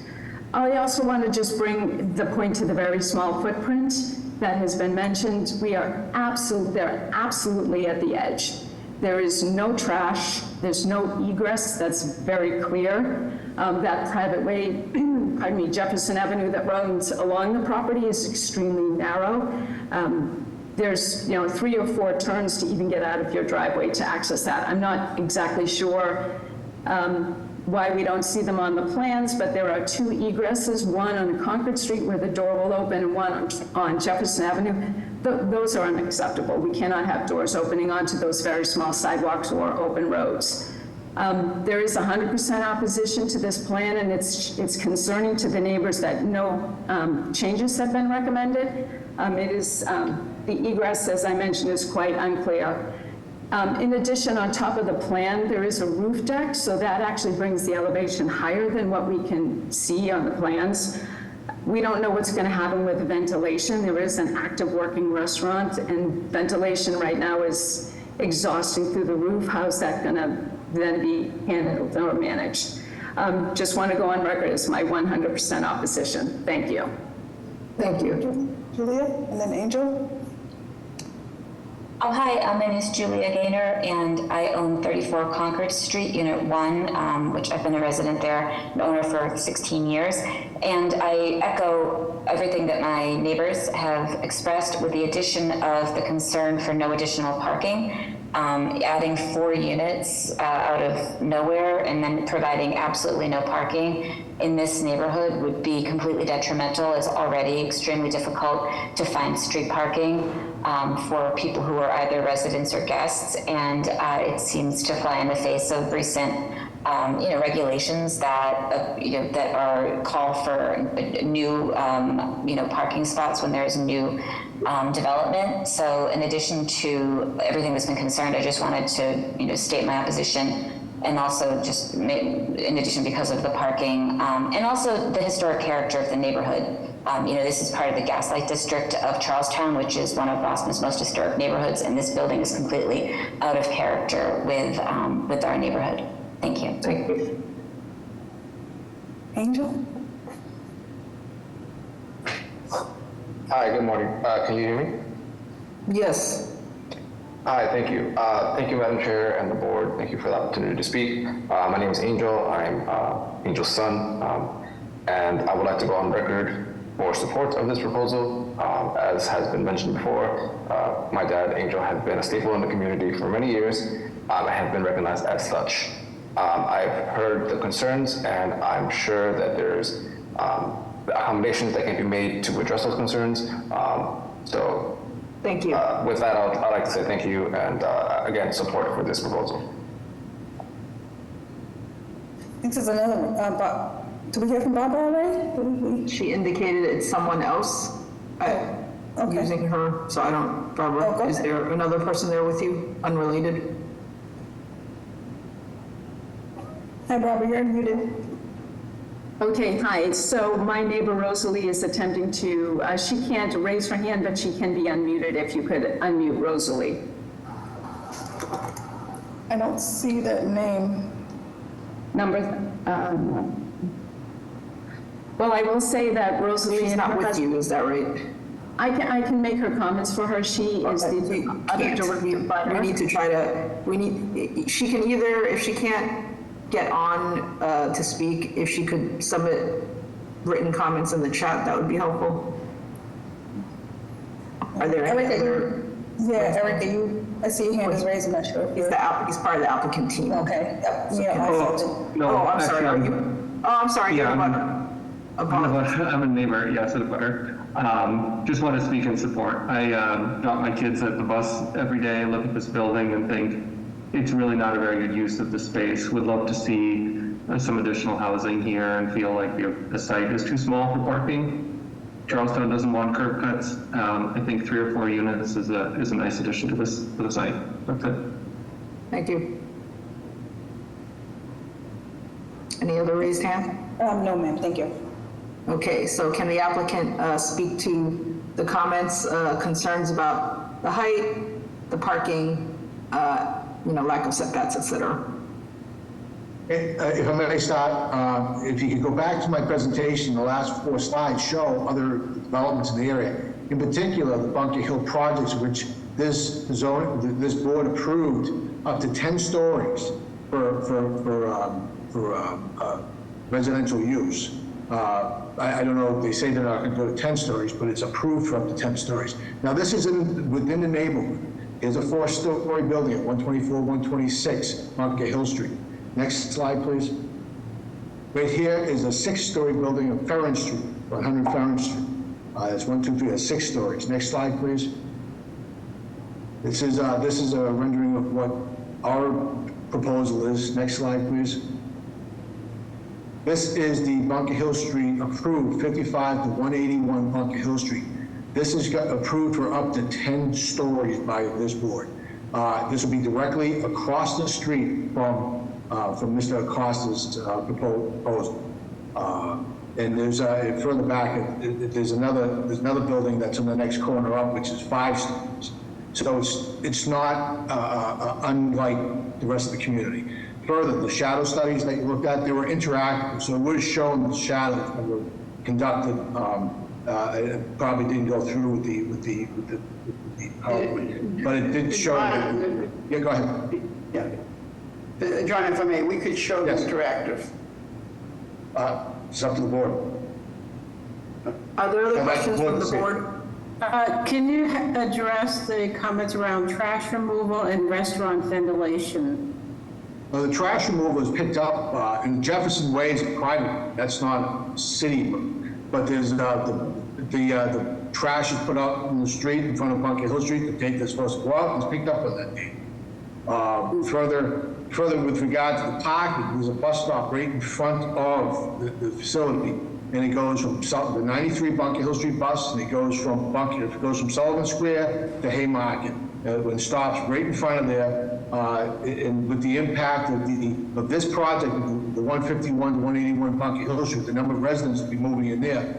4 units for a family, all families just living in that 1 unit is not uncommon. No, I said ventilation, the restaurant ventilation right now. How would you ventilate? I'd have to defer to Mr. Bizzani and Mr. Manager. Yeah, with the restaurant units on top. Yes, in the new plan, the restaurant ventilation will come all the way up through the building. We'll be using the enhanced scrubbers to mitigate any of the, obviously, noise and smell. As is commonly done. Mm-hmm. May we share the interactive shadow study?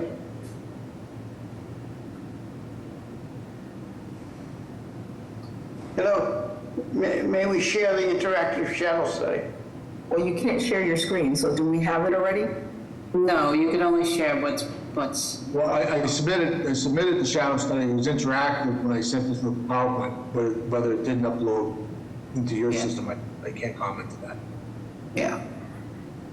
Okay, in the meantime, are there other questions from the board? Yes, Madam Chair. Yes.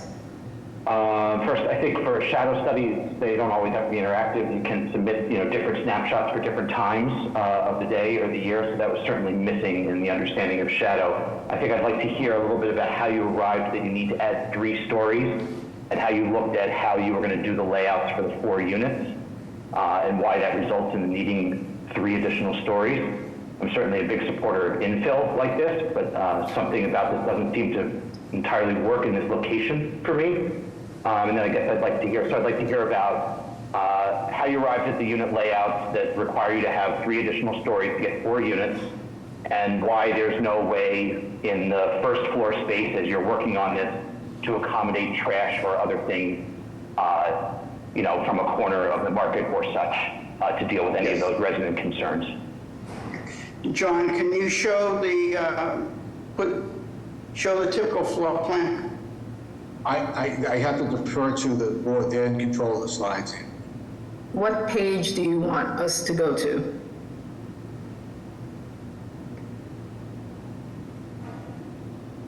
I want the floor plans. John? Probably A1.1B. Okay. Yes, go to the basement floor plan, please. This is a site plan. This is the basement floor plan, just to show that there already exists on Jefferson Avenue a door that goes into the ground floor of the convenience market, and also is a stair that goes down to the basement. So the issue of the doors on both Jefferson and Concord are as a result of egress. The one on Jefferson already exists with a combined square footage of roughly 2,000 square feet, 1,995. We're required to have two means of egress out of the basement. We therefore have located a door on Concord as an emergency egress only out of the basement. Next plan. So can you address Mr. Aiken's questions? First floor plan. Okay. Here you can see the first floor. To the right is the convenience market. To the left is the restaurant. The door to the apartment. To the right, there's an elevator that goes to all floors. The main entrance to the building, there's a egress stair to the right. There is a entrance to the left also, and you can see the door that comes out on the Concord Street side. Next floor plan. This is a typical floor layout that requires, there are two units here. One is a studio at 566 square feet. The other is a two-bedroom or one-bedroom study at 700 square feet. Next floor. So this is now this is the third floor. On the left is the main entrance to the Acosta unit. On the third floor, they will have their kitchen, living, and the stair that goes up to the fourth floor, which they consume the whole fourth floor. To the right, again, is the two-bedroom or one-bedroom plus study unit. Next. Next plan, please. And this is a four-bedroom unit on the fourth floor with, again, a secondary living family space unit. Again, with the elevator going up, the stair going up. The stair to the left also goes up to the roof, where there's a small roof deck dedicated only to the fourth floor unit. Next plan. Yeah, and that shows, and then there's the building section. We're building over the existing building. The height of the roof is 42 feet, 5 inches. The height to the top of the parapet is 45 inches. Can you show that the previous slide with the roof deck, just to show us how large is it? Yeah. Roughly 200 square feet. Thank you. And is that for everyone or just the top unit? No, this is only for the fourth floor unit, dedicated to the fourth floor unit, not for use in the, not for use by the total building. The only stair that goes up is that combination stair for the fourth floor unit that ties their third floor into their fourth floor and extends up to the roof. Mr. Aiken, was your question answered? Not really, but I have enough information. Thank you. Okay. Thanks for checking. Are there other questions from the board? Where's the ventilation on this roof? Where? Obviously, it would be adjacent to the stair wall, so that as that stair would have be a hatch opening, so it would have a parapet of at least 3'6" the ventilation will be up against that. And is that roof deck? So in reality, the only people that are affected by the ventilation are actually, the majority of the people, the only people affected by the ventilation would be the people who have use of the deck. So it's in everybody's interest to make sure that this is the best possible scrubbable ventilation. Okay, are there other questions from the board? So I do want to respect that one of the abutters is now able to get on. So if Rosalie, if you are, can you just let her speak real quickly? Yeah. She had a raised hand or was trying to. Rosalie, go ahead. I sent a request on you.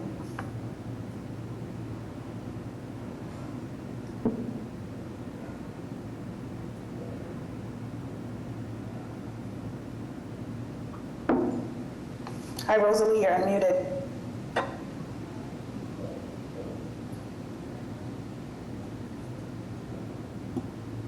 We can't hear you.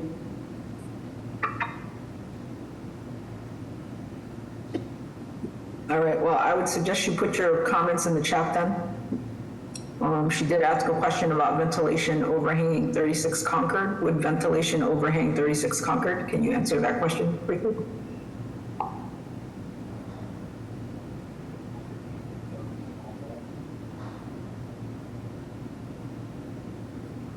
Is Mr. Pisani or the attorney able to answer that? Yes. Again, Concord Street is to the left, and the separation, we will line it up so that it is backed onto the stair hatchway or head house. Okay, other questions from the board? Hearing none, is there a motion?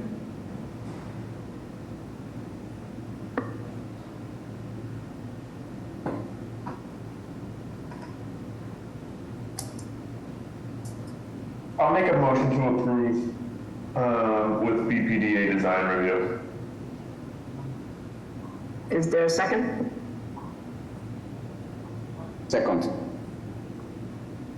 Mr. Stenbridge? No, I think this needs further work, so that, well, I won't make a motion yet, but I think it needs further work from the building itself. There were slides that may have needed to be submitted that would give us more information, and obviously there's further work that needs to be done with the neighborhood. Thank you. Mr. Valencia? Yes. Ms. Better Baraza?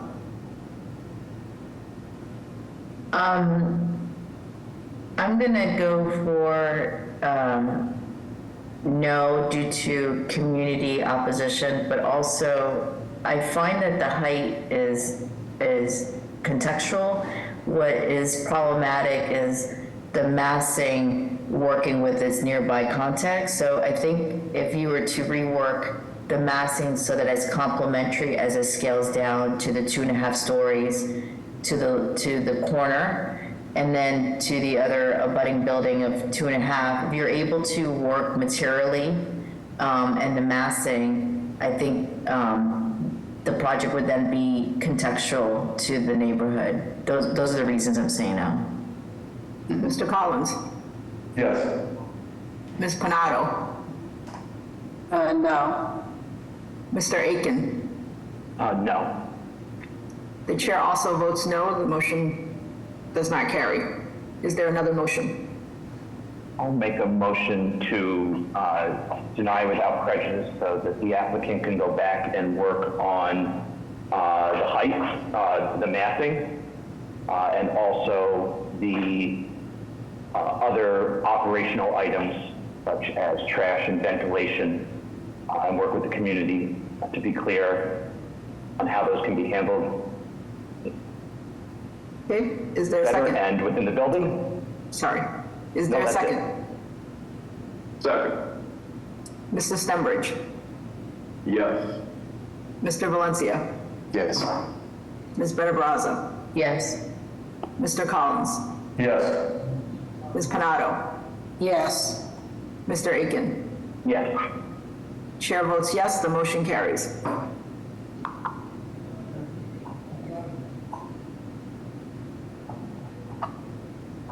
Next, we have case BOA 163-3229 with the address of 609 to 611 Bennington Street. If the applicant and/or their representative are present, will they please explain the case to the board? Yes, good morning. Thank you, Mr. Stembridge, and good morning, Madam Chair, members of the board. For the record, I'm Attorney Richard Lins, the business address of 245 Summer Street, on behalf of the Brook Charter School, who is the project proponent. With me is Mark Loring, who is the Chief Operating Officer for Brook Charter School. We probably can start at this aerial overview slide while I give a quick overview of what the proposal is. Madam Chair, members of the board, this is a pre-existing two-family dwelling located on Bennington Street. It is adjacent to the rear of the Brook Charter School campus. The proposal would be to change the legal occupancy from a two-family dwelling to an educational use that would allow for additional programming space to be used in conjunction with the charter school. With the recent amendments to Article 53, educational use is a permitted use in the district. This is now in the EDR4 district. And access, and which I'll show in a moment, would be directly from the rear of the charter school building into the structure that we're proposing to change occupancy for. Next slide, please. Next slide.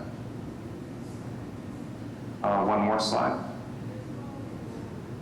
So this is just showing the context of Bennington Street as you're coming up. So it is a residential context.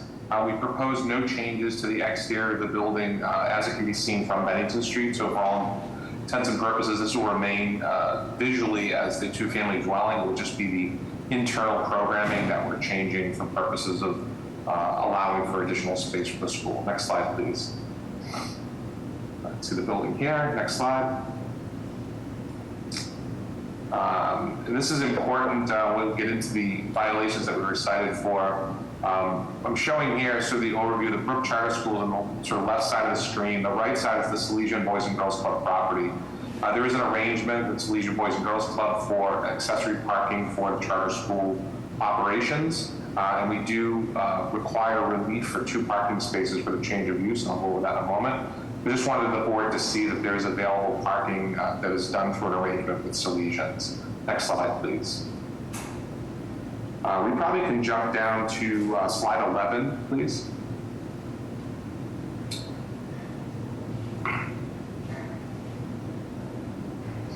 So we have our existing conditions. As the board can see, this is a pre-existing structure.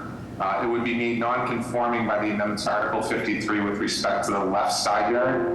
Article 53 requires a setback of 5 feet. I'm sorry, and the right side yard as well. The right side is at 3 feet, and the left side is almost at 0. The rear yard setback is just under 30 feet currently, and the new amendments to the zoning code would modify that to require a 33-foot setback. While we're not proposing much by way of exterior alteration, that area that's identified as porch will have to be reconstructed to allow for accessible access into the building. And as a result of that reconstruction, we were cited for rear yard setback. However, we don't increase the setback any more than what's currently there. If we can jump down to the slide 13, please. This is an illustration to show the relationship of the Brook Charter School facility and then how it will be accessed from their rear property line into the building with that deck, as we mentioned, for the accessible entrance. If we could jump down to slide 17, please. This is a pretty good illustration of just the change in the programming for the interior of the building. That lower level will allow for instruction space. There is some office space as well, and you have some office space located on the second level as well. So with that, I will would just highlight again the two violations that we do seek relief for. First involves the rear setback because of that modification of that rear deck. And the second is off-street parking. The building itself currently doesn't have any parking. That would be a pre-existing condition for the residential use. But because we are changing it to educational use, we're required to have a total of 0.7 parking spaces for every 1,000 square feet. The calculation comes out to 2 parking spaces. And again, we believe that can be adequately addressed through the accessory parking that's already in place for the charter school. With that, I'm happy to answer any questions. Thank you. Are there questions from the board? Hearing none, may I have public testimony? Good morning, Madam Chair and members of the board. My name is Eva Jones, representing the Mayor's Office of Neighborhood Services. Regarding 609 to 611 Bennington Street, our office will defer to the board's judgment on this matter. A community process was conducted, including an abutters meeting held on July 30th, which was attended by no constituents. Although through community interaction by the East Boston liaison, Roberto Gomez, we heard from the community that the proposal is well supported due to the community's love for the Edward Brooke Charter School. Additionally, the proposal was reviewed with the Harborview Neighborhood Association, which convened on April 1st, 2024, and a second presentation and vote on the proposal was made on May 6th, 2024. The association has expressed support regarding the proposal and requested that the board approve the project as presented. They have voted to unanimously support the project with votes of 17 yay and 0 nay. At this point, the mayor's office defers to the board's judgment at this time. Thank you for your time and consideration. Thank you. Good morning, Madam Chair, members of the board. Sebastian Parra from Councilor Colora's office. And based on community support and the support from the Harborview Neighborhood Association, and the council would also like to go and support this project. Thank you. Thank you. Okay, you want to raise your hand? Okay. Hi, good morning, everyone. My name is Gort Tanakaman. I live at 607 Bennington Street, right next door to the proposed project. I would like to support Brooke and Mr. Loring. They've been incredible in communicating. The only concern I have, and Mr. Loring already knows this, is the construction that's been going on. The construction times, I know he has spoken to the contractor well beyond 6 o'clock, sometimes to 10 o'clock at night, and also parking on the street. The construction contractor tends to park in residential areas. I've actually seen the contractor sleeping in his vehicle, so I wasn't sure if that was ever addressed. And yeah, I'd like to again support the proposal. I love the school being here, and it's a great impact on the community. So thank you for your time. Thank you. No additional reasons. Mr. Lins, do you want to just address that feedback? This is the first I'm hearing of it. I certainly know that my client is very responsive to community concerns. They've been a presence for some time. I do apologize if there's been ongoing construction that's beyond the hours that are permitted under the short form permit. I can certainly speak to Mr. Loring about that, but and have him reach out directly. Thank you. With that, may I have a motion? A motion to approve. Is there a second? Araza, second. Mr. Stenbridge? Yes. Mr. Valencia? Yes. Ms. Barraza? Yes. Mr. Collins? Sorry, yes. Ms. Panado? Yes. Mr. Aiken? Yeah. The chair votes yes, the motion carries. Thank you. Next case has been deferred, so we'll move on to case BOA 163-7997. And before I finish that, we have passed the 11:30 time frame. So we'll ask if there are any requests for withdrawals or deferrals from the 11:30 time frame.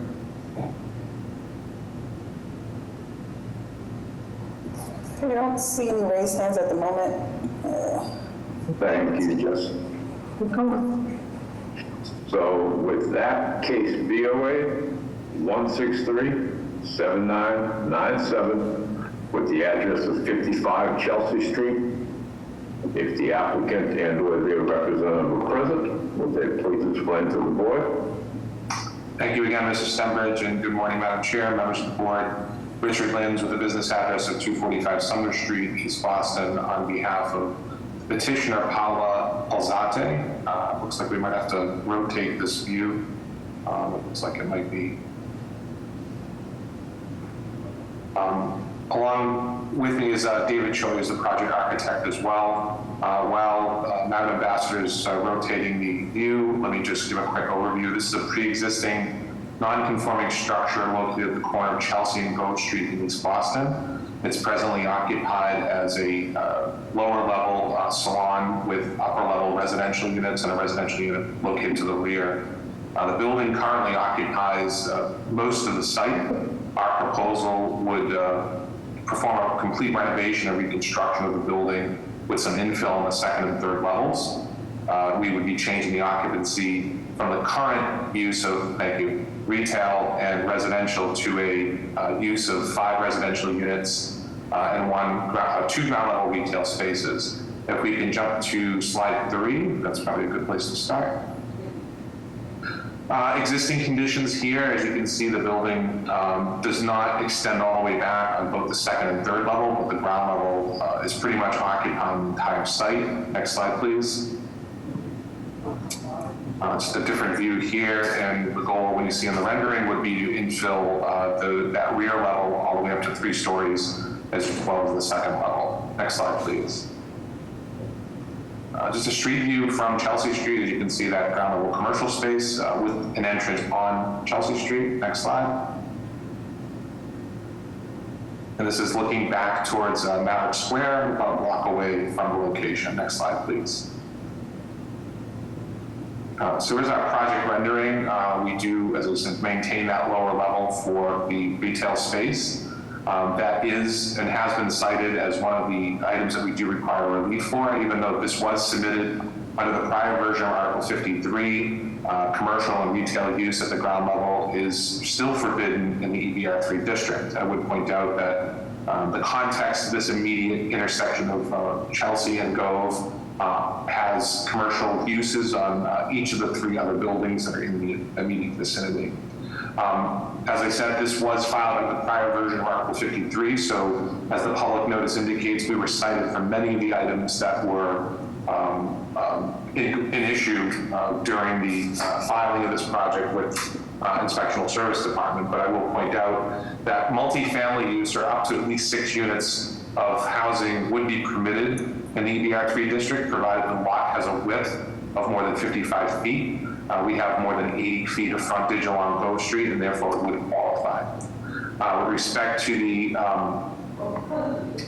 rear side and front yards, which are being cited as insufficient, as I shared you, the building currently occupies the entire site. Amendments to Article 53, specifically Article 53-30, allow for vertical additions to be incorporated into a building, a pre-existing building, without regard to the setback, provided that you remain within the height limit of the zoning district. In this case, EBR3 allows up to 3 stories and 35 feet, and therefore infill of the existing footprint all the way up to 35 feet throughout the building would be appropriate and would not be a violation of either the side, front, or rear setbacks for the building. We were also cited for usable open space in the public notice. Usable open space is no longer a requirement in the EBR3 district. Open space is regulated through building lot coverage as well as required permeable area. However, again, because this is a pre-existing structure, the provisions relative to permeable space as well as the building lot coverage we would be exempt from that under Article 4. With respect to the floor area ratio, again, that is something under EBR3, which is no longer a requirement. So there is no maximum FAR in the EBR3 district, and therefore that violation would disappear under the amended version of Article 53. We also were cited for location of main entrance, as that needs to be sort of specified as where the frontage of the building is. That too is a legacy provision under old version of Article 53. There are exceptions that would allow for the front entrance to be located in a side yard or side of the building, depending upon how you want to describe it. Last but not least is off-street parking. Because we are increasing the number of residential units from 3 to 5, we would be required to provide a total of 2 off-street parking spaces under the amended version of Article 53.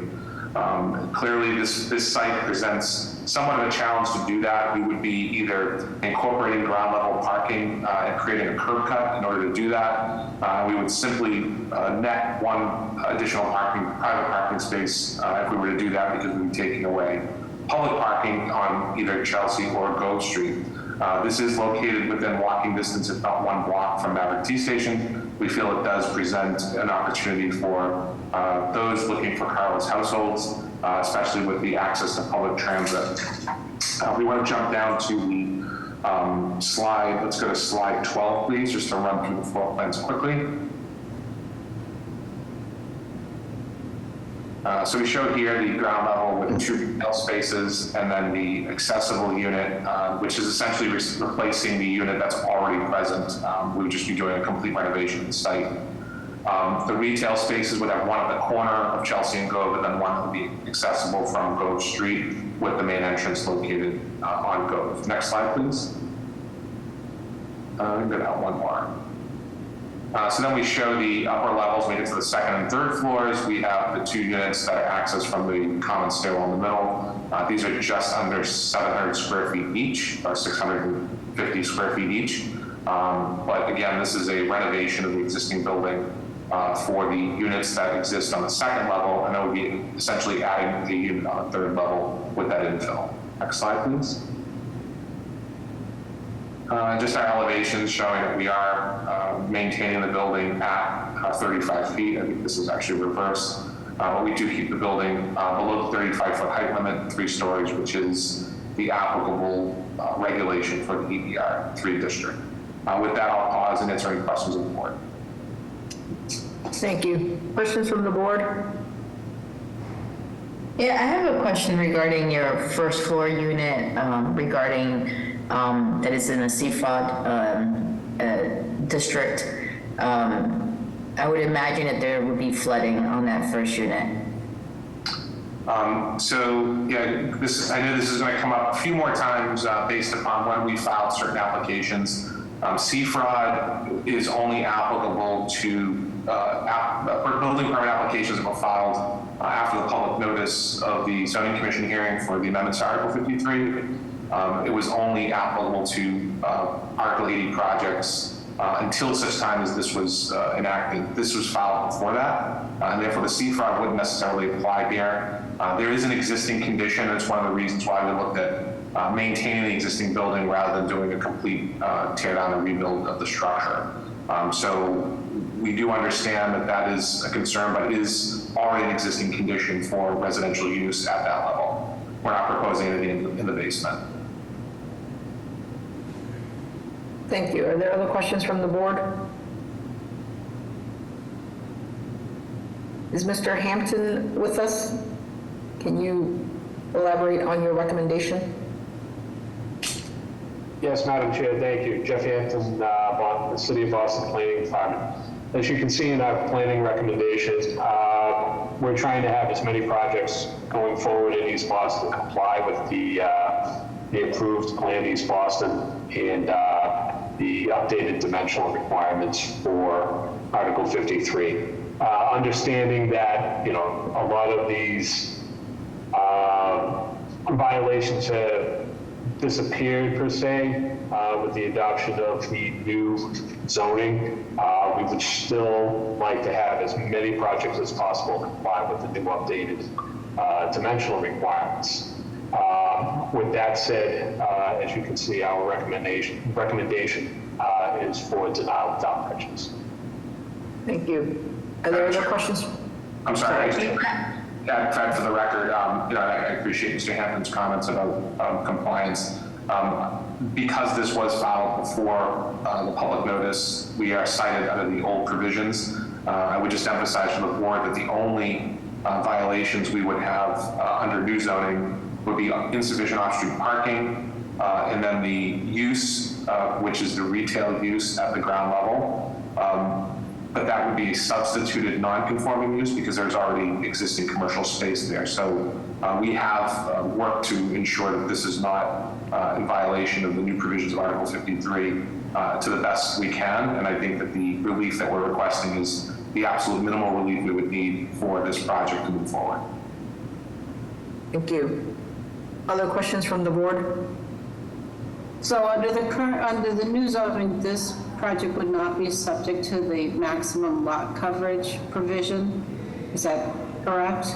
That's correct. If we maintain, through the chair, if we maintain the existing structure, we are protected under the provisions of both Article 4 as well as the provisions, there's exempting provisions in Article 53 that say that lot coverage, permeable area, building depth, et cetera, all of those new provisions that are being added to Article 53 would not be applicable to existing structures.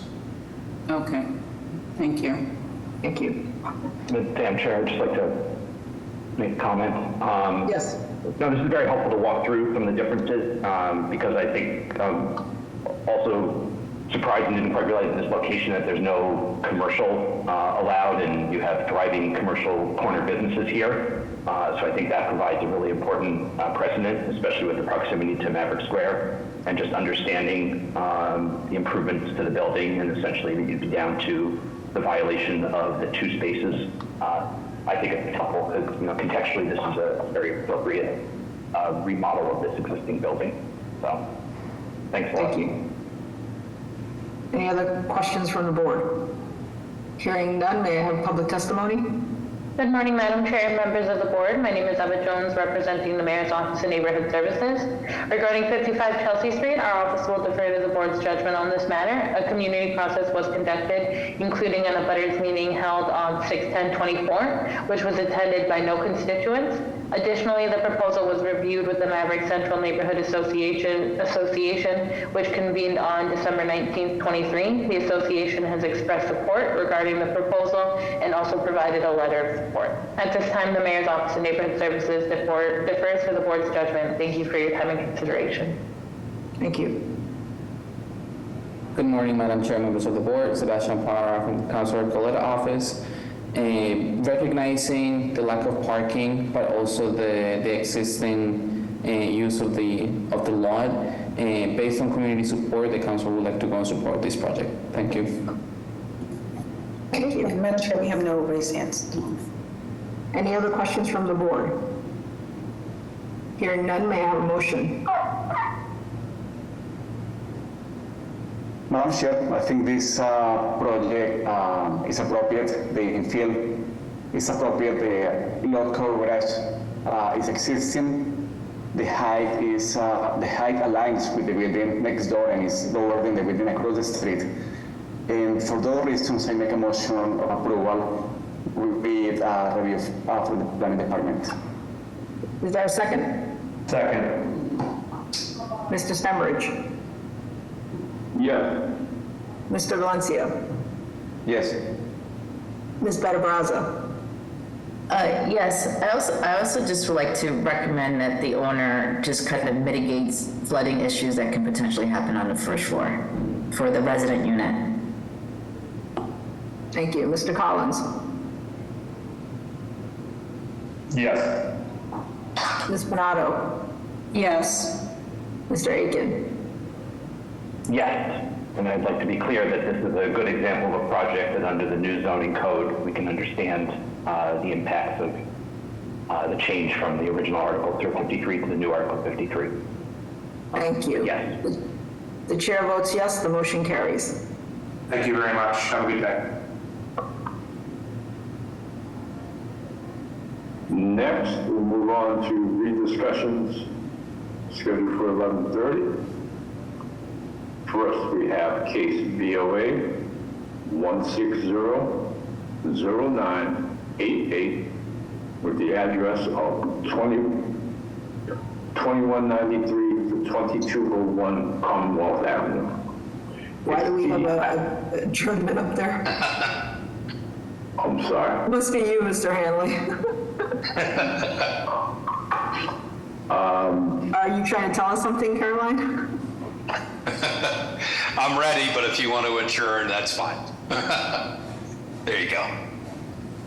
All right, let's try this again. Let's take this case and we'll go from there. Okay, that's even better.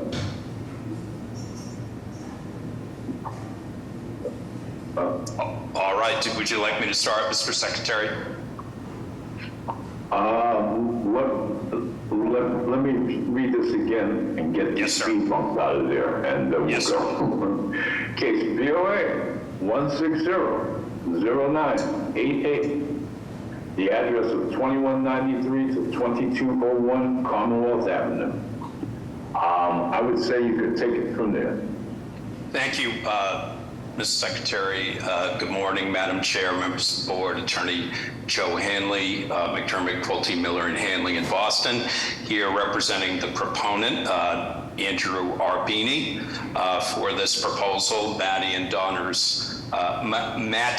Daughters Artisanal Provisions and Fine Spirits. Just to take you through this presentation, we are returning to the board. Our last hearing was in July, and there was a motion to re-advertise due to a defect in the tracker, the voluntary tracker system for the Board of Appeal. And here we are back again, and we'd just like to quickly go through this presentation for this opportunity. So the location, if you will, Madam Chair, just go up one more in the second slide. There you go. So our location, 2193 Commonwealth Avenue, is located within Alston-Brighton's local convenience sub-district. It is on the north side of Commonwealth Ave towards the intersection of Lake Street and Com Ave, just outside of the Aberdeen area. We're also aware, and this project has been carefully considered due to our proximity across the street for a large portion of Boston College's campus and St. Ignatius Church, which is located in Newton, but also close by and across the street. Next slide, please. So just some contextual support for the relief requested.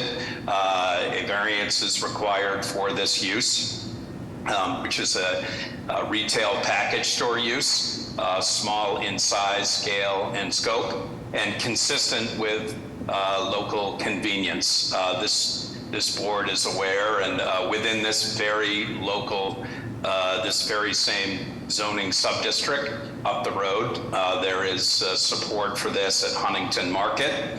I think it's important to note that because it's also immediately next to Temple B'nai Moshe, as well as Rabbi Shablo Park in that immediate vicinity, and there's been discussions about these types of uses next to places of worship. Next slide, please. So in support of the variance request, and you read this in the BPDA's recommendation of approval, this is a long existing mixed-use retail property that is owned by a local family, which includes the mother of Andrew and his aunt, who also lives on Lake Street. I mention that because they are stewards of this neighborhood. They are fixtures of this neighborhood. It was very important for them to have a well-run and appropriate operation. To the right, you will see the space itself. It is currently the UPS store. It is a small, narrow site area of a little over 900 square feet. Next slide, please. So you can see the existing conditions again. The UPS store today, sort of long in shape. And next slide will show you the proposed floor plan. So the concept here, hence the name Artisanal Provisions and Fine Spirits, is really to open a neighborhood market with local gourmet offerings, dry goods, prepared foods, and a small selection of craft beers and and fine spirits, as well as kosher wines, knowing that in Brighton here we have a very strong constituency in the Jewish community as well. So in the floor plan, it's a little hard to see, but on the far left, you will see the main entry. Again, this is a very narrow, small floor plate. You have the greeting area and the POS system in the front.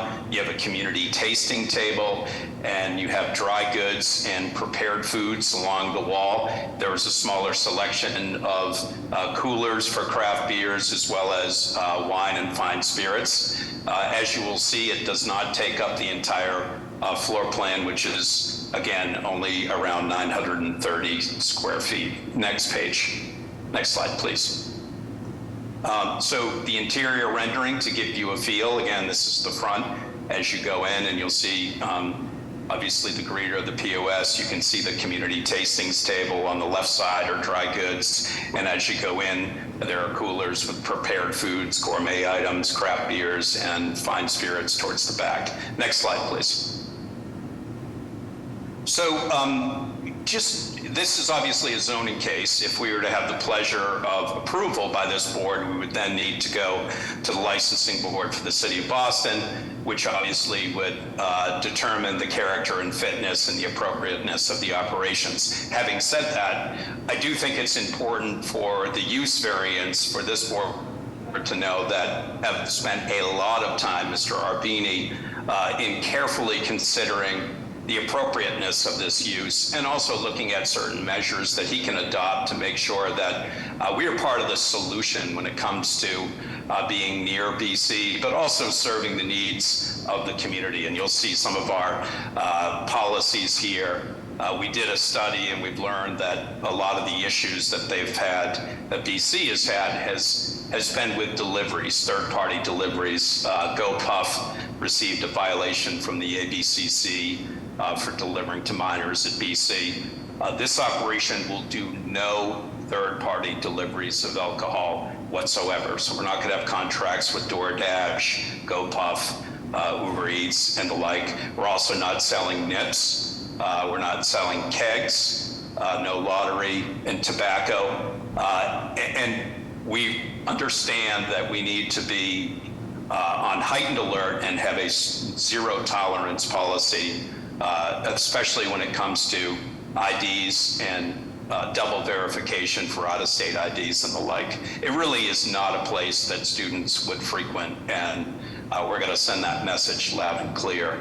One of the things you'll see in the operating hours, and this was really in response to some of the discussions and things that we heard from Boston College, is, we know that the Newton St. Ignatius parish is a little bit up the street across the road. They have a really popular family mass on Sundays, so we'll be opening well after that time. We don't think there's going to be an interference with that, but I think that shows how serious we are and how willing we are to continue to work with our neighbors, both in the community and Boston College. Next slide, please.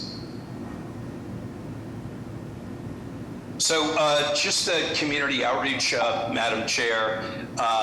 So this has been a very proactive, transparent, and extensive process. You'll hear from the mayor's office. We started with an abutters meeting back in May of 24. And Ms. Grealish, who is Andrew's aunt, actually delivered those notices to BC, reached out early to BC to meet with them, and that's why you see a lot of these measures in here. We had the opportunity to present to the community group, the Brighton Alston Improvement Association, which voted to support this project. A lot of direct abutter engagement. Just because we see that this local convenience of which we're in is not being provided in this part of Brighton.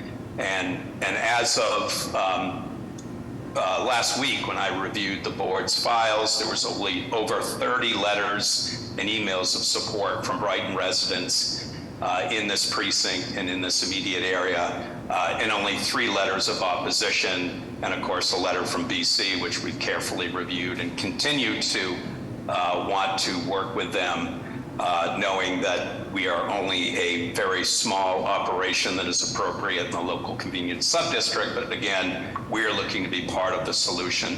And so we want to thank the resulting support of the BAIA and also the recommendation of approval by the Boston Planning Department, specifically for the appropriateness of this in the local convenience subdistrict, and of course, all the abutters who are yearning for this type of amenity in their neighborhood. Thank you, Madam Chair. Thank you. Are there questions from the board? Hearing none, can I have public testimony? Yes, Madam Chair, members of the board, Connor Newman with the Mayor's Office of Neighborhood Services. At this time, the Mayor is also going to defer to the judgment of this board. Some background information in the community process. ONS had hosted an abutters meeting on May 30th, at which abutters spoke in both support and opposition to this proposal. There were 31 attendees. Commonly cited reasons for support of the proposal was that the proponents have a track record as reputable operators and that the concept differs from other establishments selling alcohol in the area, and that the location is some distance away from other stores that targets this clientele. Some residents also felt comfortable with the promises that the applicant made to avoid no nips, no kegs, and no third-party operators deliveries operating for this area. Those in opposition cited concerns about the proximity to Boston College and the risk of underage purchasers, as well as the contribution of more conflicts between students and long-term residents. Those in opposition also cite concerns regarding the proximity to the MBTA station and the impossible increased delivery traffic, and a belief that the area has already been saturated with other package stores. Altogether, our office received 18 letters in support and 8 in opposition. Though we want to acknowledge that additional letters might have gone in directly to the board. Of those letters in support, there was a mixture of some abutters and also other members of the broader community, and those in opposition, some abutters and those members of the broader community as well, including Boston College, which extended their opposition, as well as we received, a letter of opposition from the mayor of Newton. The Brighton Allston Improvement Association, which is the active civic group in this area, was supportive of the proposal. At this time, we'll defer to the judgment of the board. Thank you. Thank you, Mr. Newman. Thanks. We have about 9 raised hands. Any other elected official offices before we go to the public? If we could be brief with those 9 to ensure everyone gets to speak. Okay. I'll start with William Galvin, and then Clerk from Moran's office. Benjamin, go ahead. You can go first, Benjamin, and then William. Hello, thank you. My name is Benjamin Toki. I am the District Director for State Representative Michael Moran.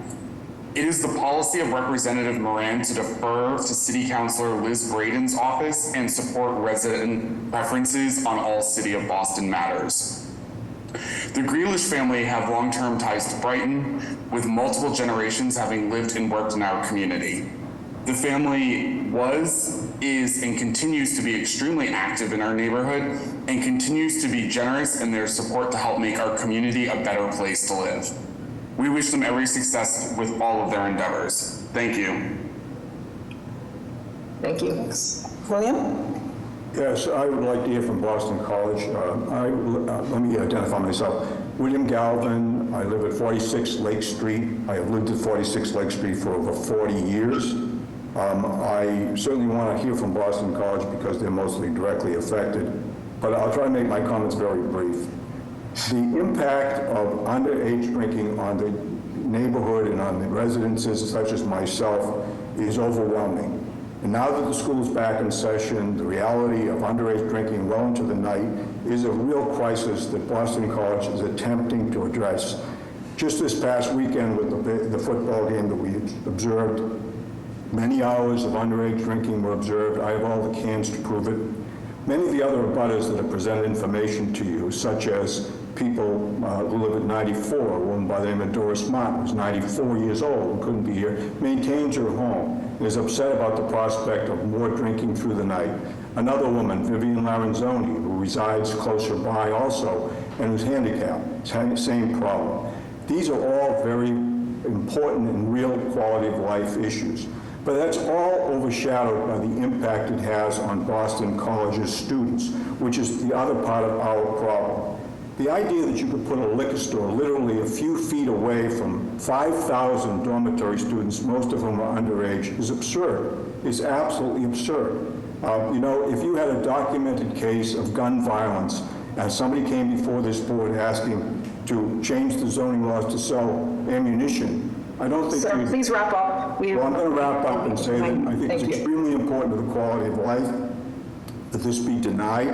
This small convenience block serves as a food court for Boston College. That's for their students. To suggest that this is addressed at anything else but the college-age population is totally disingenuous. I would like to hear from Boston College. Tom Keating? Yes, my name's Tom Keating. I am the Vice President of Government Relations and Community Affairs, and I am speaking for all of Boston College. We would like to go on record opposing this granting of a liquor store less than 250 feet across the street from St. Ignatius Church. And also, Boston College has 9,000 undergraduate students. Half of them are under 21 years of age. This is absolutely the worst possible idea. I've been doing this for 23 years, and Boston College students use these stores 7 days a week from mid-August to late June. And I will tell you, we spend $100,000 a year for Boston College and Boston Police details to deal with behavior, off-campus behavior. We also have a full-time person by the name of Steve Montgomery who deals with off-campus behavior on Thursday, Friday, and Saturday nights. And that's at our expense. And I am just stunned that this family, who we have worked with in the past, has come up with this great idea. It's not a great idea to put a liquor store right across the street from Boston College. It's a bad idea, and I strongly urge the Board of Appeal to reject this. Also, Richard Wood, and then Wayne. Yes, I just want to agree with what's already been said, especially by Bill Galvin, but also with Boston College. I totally agree. I have been a member of this neighborhood adjacent to Boston College for 30 years, and I have had numerous incidents of drunken student behavior, along with my fellow neighbors. Please consider, please do not change this, the zoning for this project. Can you state your name and address, please? Thank you.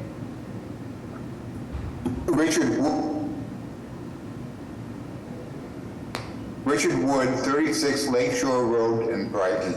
Thank you. Okay, Wayne? Yes, ma'am. Respected members of the board, Madam Chairperson. My name is Wayne Lanchester. I'm the captain for the Boston Police Department down at District 14 in Austin, Brighton.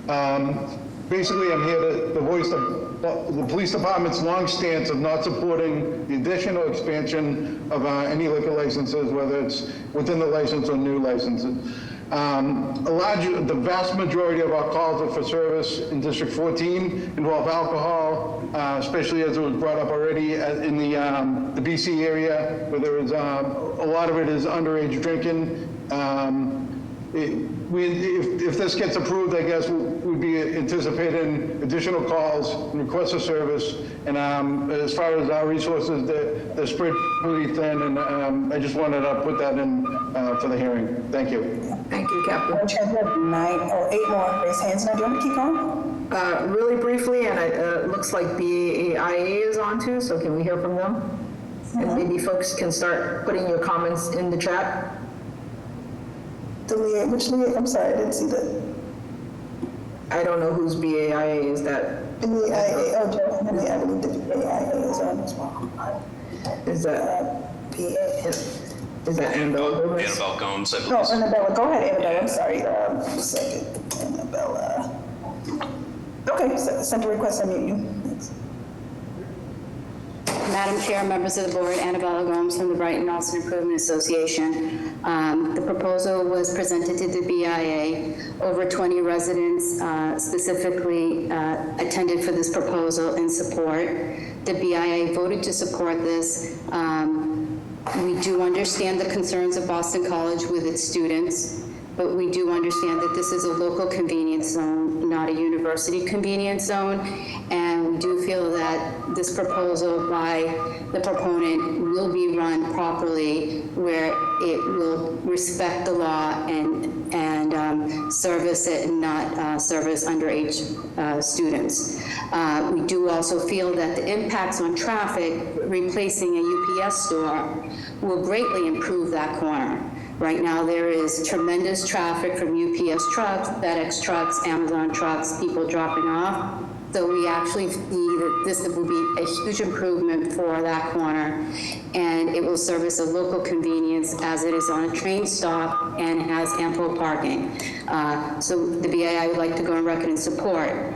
I also am a direct abutter working there, and I live on Undine Road as a resident over 20 years. And I do see the issue of student drinking, but I do see the issue of residents having local conveniences and not having to suffer because of the students. This will be a small gourmet store. It's 900 square feet or less. It's not going to impact, and most students get deliveries.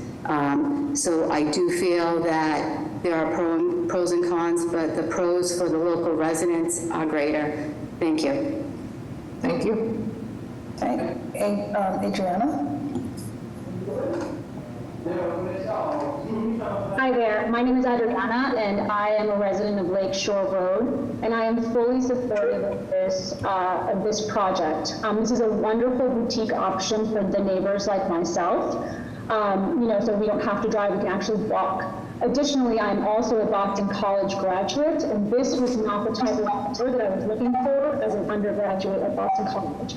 If Boston College wants to talk about issues, they should talk about the tailgates, and that's the worst example of protecting underage students from seeing alcohol and being around alcohol. So, I was there, I saw it myself, so I fully support this. A lot of neighbors fully support this. I'm really excited for this project. Thank you. We'll hear from two more. Yep. Put Ian? other comments in the chat. Ian? Hi, Ian Gleason, 35-year resident of the Oak Square neighbourhood. I am in complete support of this. It sounds like a lovely project. As I drive through Oak Square and Washington Street every day, I see boarded up businesses. The Oak Square neighbourhood is gradually dying. And it's fantastic to see a young entrepreneur making a stand like this and opening a beautiful store. And I don't think it will impact the underage drinking in any way because they're responsible owners. And also the student population of Boston College has 100% access through DoorDash, through Star Market, through Leaving Circle. You can't have more than 100% access. They already have all the access they need. And I think everyone who testified against this pretty much agreed that they already have 100% access to alcohol. So fully in support. Thank you. Thank you. Lastly, yep, Lori?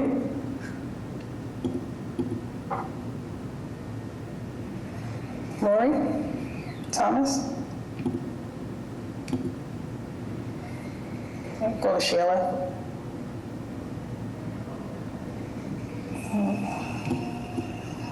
Okay, Irene.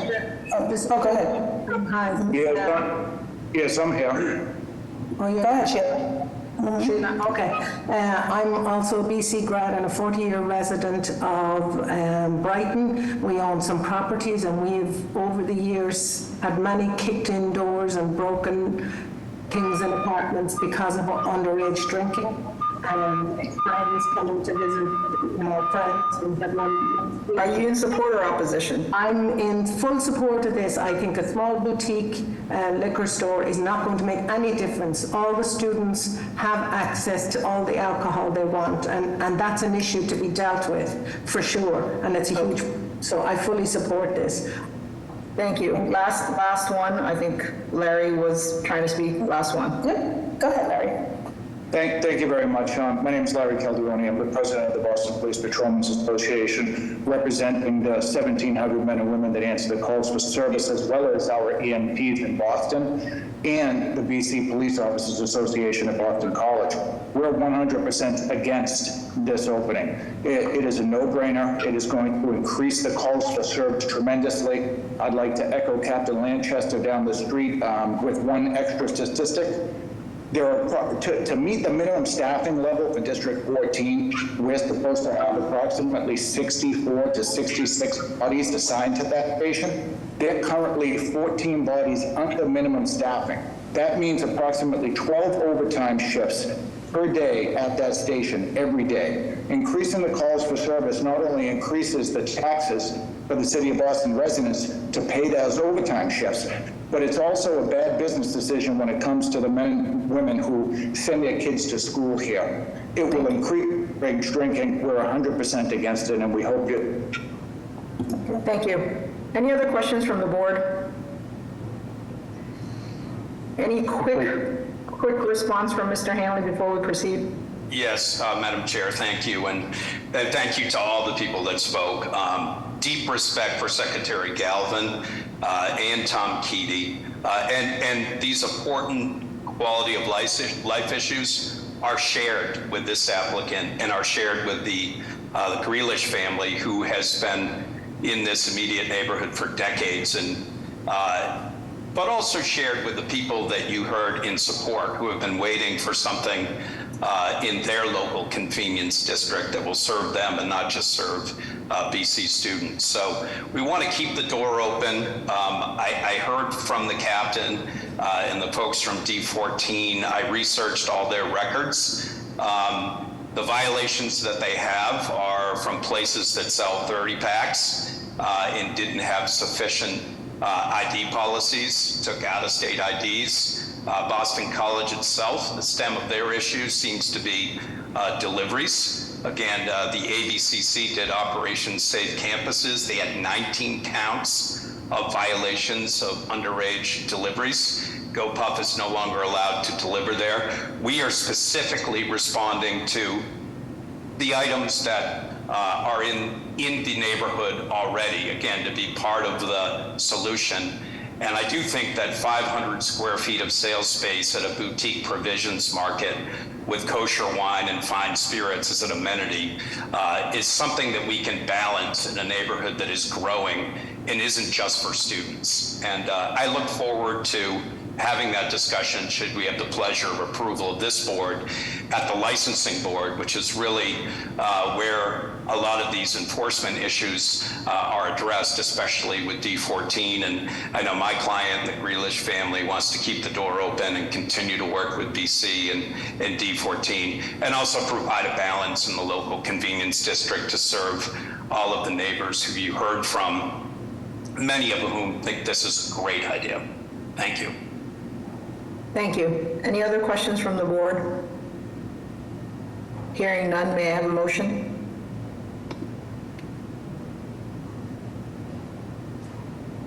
Madam Chair, I'd like to put forward a motion of approval. Is there a second? Second. Mr. Stenbridge? Yes. Mr. Valencia? Yes. Ms. Benabraza? Yes. Mr. Collins? Yes. Ms. Panato? Yes.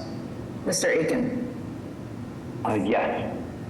The chair votes yes, the motion carried. 15-minute break. Thank you. Thank you. Thank you so much, everyone.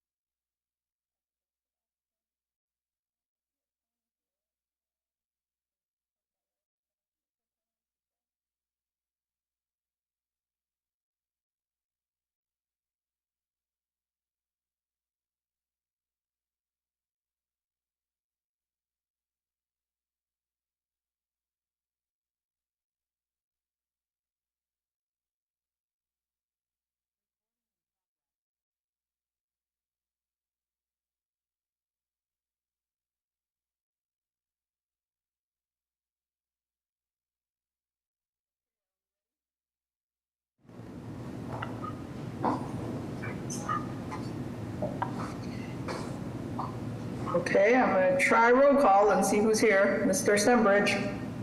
Present. Mr. Valencia. Present. Ms. Better-Brazza. Present. Mr. Collins. Present. Ms. Panado. Present? Mr. Aiken. Present. Okay, the floor is yours, Mr. Stenbridge. Thank you, Madam Chair. We'll start off by asking again if there are any requests for withdrawals or deferrals from this time frame.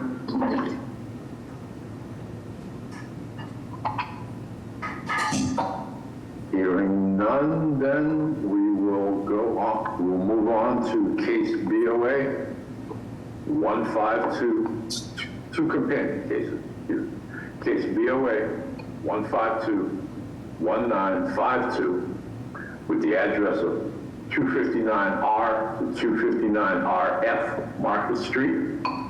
And along with that, we have case BOA 152-1950 with the address of 257 Market Street.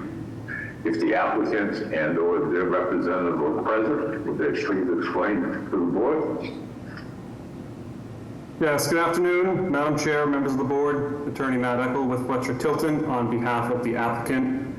With me on the call is Eric Zackerson from Context, the project architect, as well as Andrew Litchfield. This project was previously before the board back on June 25th and was ultimately deferred. Since that deferral, based on feedback received from the board as well as abutters, we further modified the proposal, which is shown on the plans that you can see before you today. Specifically, we reduced the number of proposed townhouses from 4 to 3, and this led to the elimination of the previously cited front yard and FAR violations, as well as increases overall to the open space, vehicular maneuverability, the distance to other properties, as well as the parking ratio. So just overall, the current proposal before you today includes subdividing the existing parcel and erecting 3 townhome units for home ownership on the newly created lot with a total of 7 parking spaces. Currently, there exists a 2-family dwelling fronting on Market Street on approximately 16,700 square foot lot. This lot is very unique, especially for this area because of its extreme depth. It's over 255 feet deep from Market Street to the rear, which allows this subdivision and proposal to work. We're proposing to keep the 2-family with fronts on Market Street to keep that streetscape the same as it exists today, and that 2-family will remain on just under a 6,000 square foot lot, and that'll include 3 dedicated parking spaces for the 2-family. We're also proposing for the townhomes to be on the rear lot, which will contain just under 11,000 square feet. The project as designed and the shape of the lot, as mentioned, allows us to keep that streetscape with the existing structure on Market Street and provides ample room for the proposed townhouses as well as the storage of materials and vehicles during construction, which was a concern we heard throughout our process. So we went to great lengths to ensure that we can contain everything on the site specifically, and you'll see when we get to the site plan kind of the ample room that'll be left on 3 sides of the proposed building. We also included in the plans on page 2 or 3, I believe, coming up, a firefighting access diagram. That was another question that was asked. We are maintaining a 20-foot wide clearance from Market Street to the rear lot, which is what is required per building code. So this does comply with building code, and we will not be seeking any building code relief for the project. You can see right here the driveway area, which is proposed to be a mixture of actual driveway and then a material at the same level to allow emergency vehicles to access the rear site. So that is in compliance with current building code regulations. We're also proposing for each of the 3 units to have a sprinkler system to ensure even safer residential living. The typical floor plans for the 3 townhome units, they all have their own dedicated entries and then 2-car parking garage at grade. One of the other concerns we heard with our original proposal as we went through this process was that parking was a concern. We now have a total of 7 parking spaces for the 3 units. Again, 2 interior garage spaces, so they don't really add at all to impervious material because they're contained within the structure. And then we have the 1 kind of bonus visitor space at the bottom left of each of these pictures, as you can see. We also previously had an office at the at-grade level. We removed that to provide additional storage area as well as dedicated space for trash storage. We heard there is a pest control issue in this neighborhood, as in many parts. So not only will this project improve that hopefully in the short term with some pest control process, but also long term with dedicated trash storage on the interior as opposed to exterior. Going up to the 2nd floor, we're proposing a kitchen, living room, open concept living area, as well as 1 bedroom and 1 bathroom. And then moving up to the 3rd floor, we're proposing 2 bedrooms per floor, each with 1 bathroom and some small nominal decks for private dedicated open space for the residents. We did, as we go through the plans, you'll see throughout this process, reduce the size of that 3rd story. We pulled it in on both the front and the back to limit massing on the abutting properties. As I've kind of mentioned throughout this presentation, we did go through a robust community process, which resulted in a number of changes. We cut the project more than in half in terms of unit count, and we're at the 3, as I mentioned currently. Increased the parking ratio to 2.33 spaces per 1 unit. Reduced the 3rd floor massing, as mentioned. Eliminated previously proposed roof decks. We increased the setbacks, so we now comply with both sides as well as front and rear, and developed a full landscaping plan with special attention to our direct abutters in terms of fencing, as well as plantings and stormwater mitigation. We are proposing some permeable pavers to the right side of the building where the 4th unit was previously proposed to be. So we've not only removed that square footage, we're making that permeable and allows for some extra additional vehicular maneuverability should it be necessary. We did submit some letters of support to the board, including 3 direct abutters, and I believe we received a recommendation of approval with no building code relief from the planning department. With that, I will pause and happily take any questions from the board. Thank you. Are there questions from the board? Can we scroll through the plans? Did we not see the plans?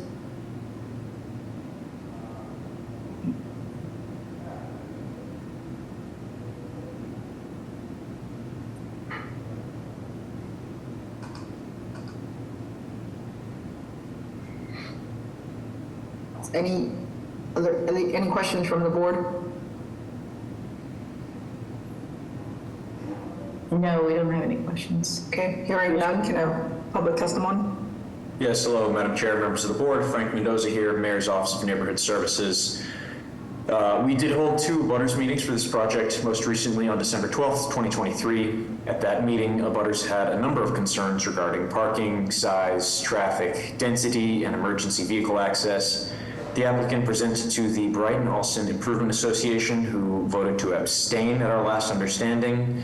We received and forwarded to the board 4 letters of support from 4 different addresses and letters of opposition from 21 different addresses. We wish to defer to the judgment of the board at this time. Thank you.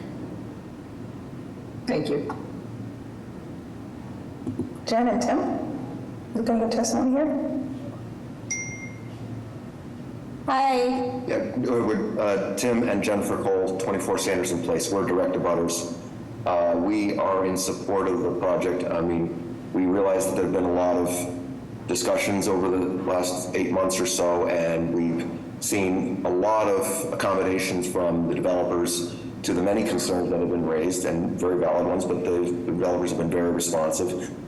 And we think, frankly, that what they're proposing, just to be blunt, will be a marked improvement to the current development there, and I think will be good for housing for the neighborhood as far as it goes. Specifically, like the backyard, like our backyard abuts it, and they're leaving plenty of room, but in leaving that room, they're going to clean up what's behind there, and sometimes there's like a lot of wildlife back there. And a lot of detritus and overgrowth that's been sitting there for quite a long time. And so with the HOA, we think it's going to get picked up. We think also there's things like the neighbors' cats get killed by raccoons, things like that. We think the whole element and just, I don't know, the coyotes and stuff, we feel like it will get get cleaned up a lot, and we feel like it'll. The overall improvement to the neighborhood, right? The neighborhood. Thank you. Annabella? Annabella, were you looking at this one? Yep. Madam Chair, members of the board, Annabella Gomes of the Brighton Austin Improvement Association. The project was proposed to the BIA. At the time, we voted to abstain because there was a lot of abutter support for the mere reason that there is a lot of commitment to drainage improvement and backyard improvement, which will help the quality of life of the direct neighbors. But at the same time, the BIA feels strong about adding buildings behind houses, turning yards into development behind another house. That's something we can't support. So we abstained and leave it to the board. Thank you. Thanks. Adrian and Lisa?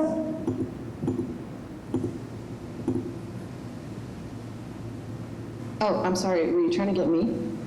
Yeah, were you looking at it? Oh, yes, this is Deirdre Ray. I'm speaking on behalf of my mom, Marie Griffin, who lives on Morrow Road. She's 86 years old, and her main concern is the traffic that is on Market Street is already terrible. Emergency response vehicles need to be able to get up and down that street. Right now, it's already pretty bad. I know that Mr. Ecker mentioned that they would be putting all these construction vehicles behind the house. That is not realistic. That is likely not. They're going to have to come out and turn around and do different things. We're going to have to put up with this for about a year. I believe that there has been a letter, like Mr. Buckley from Keene Road had gone around and got a lot of signatures. I think it had to be more than 20. I thought he said 30. So I would encourage you to go back and take a look in your mailbox, because I believe that they've had a lot of opposing. And I will mention that the people who are approving or who are in favor are concerned that instead of putting a house back there, they're going to knock down a house in the front and put an apartment building. That's what Ms. Braden's office suggested. So rather than scare tactics, I would hope that we could preserve the way that Brighton is. Do not try to shove too many things into a very small area. We cannot. We can't. Lisa? Hi, yes, Lisa Redding, 1 Keenan Road. I've been on this meeting multiple times, sent multiple letters. Buildings, not just behind houses, but surrounded by houses. There's just no place for that. Our recent development in the area includes 9 new buildings, 9 new apartment buildings. There are 4 currently in progress of being built, and 3 in the process. We are no longer hurting for housing in Brighton. And if 3 direct butters are in support, if my math is right, and we're saying there are 7 direct abutters, that means that there are 4 against. Again, I'll reiterate, the driveway width is in code. I question whether the fire trucks can make that turn from Market Street into the driveway without reducing parking spaces on Market Street. I've brought this up before. I have yet to have an answer to that. No study, no nothing. So my husband and I are vehemently against this project still. Thank you. I have no additional raised hands. Okay. Are there other questions from the board? Any other comments from the applicant? Yes, Madam Chair, just to briefly respond, we have, as mentioned, worked with the community throughout this process and reduced the size of the development. The whole reason for proposing, we started at 7 units in the rear. We were never contemplating a larger building at the front because we wanted to maintain that streetscape of the 2-family. So that was the reason we start out with this proposal, and we have, as mentioned, cut it over in half. In terms of traffic, we understand that Market Street does get very congested. Again, looking at the site plan, you can see there's ample room on the site. All the construction's going to take place well off Market Street. So we understand there may be a few trucks per day that need to utilize Market Street to get to the property. All staging, construction equipment, and parking can occur on the site. In terms of The fire access, I know this has been an issue. We do meet code at the 20 feet. We do have turn radius. We're not seeking building code relief here. If anything were to come up, we would have to come back before this board to seek that, but we did not anticipate that, and we are not seeking that today, as we haven't been cited and believe we adhere to the building code. So with that, we think we've been at this for a while, working with the abutters, and know there are still some of the same concerns, but we've done everything we can to mitigate them and improve them, and do believe this is appropriate for over 11,000 square foot lot in the rear. Thank you. Thank you. I have a question, Madam Chair. Did you ever contemplate kind of connecting the two structures so you don't have the zoning violation of creating an additional unit behind a lot? So going for really the multifamily, but kind of extending. And would you, have you considered it? Would you be open to it?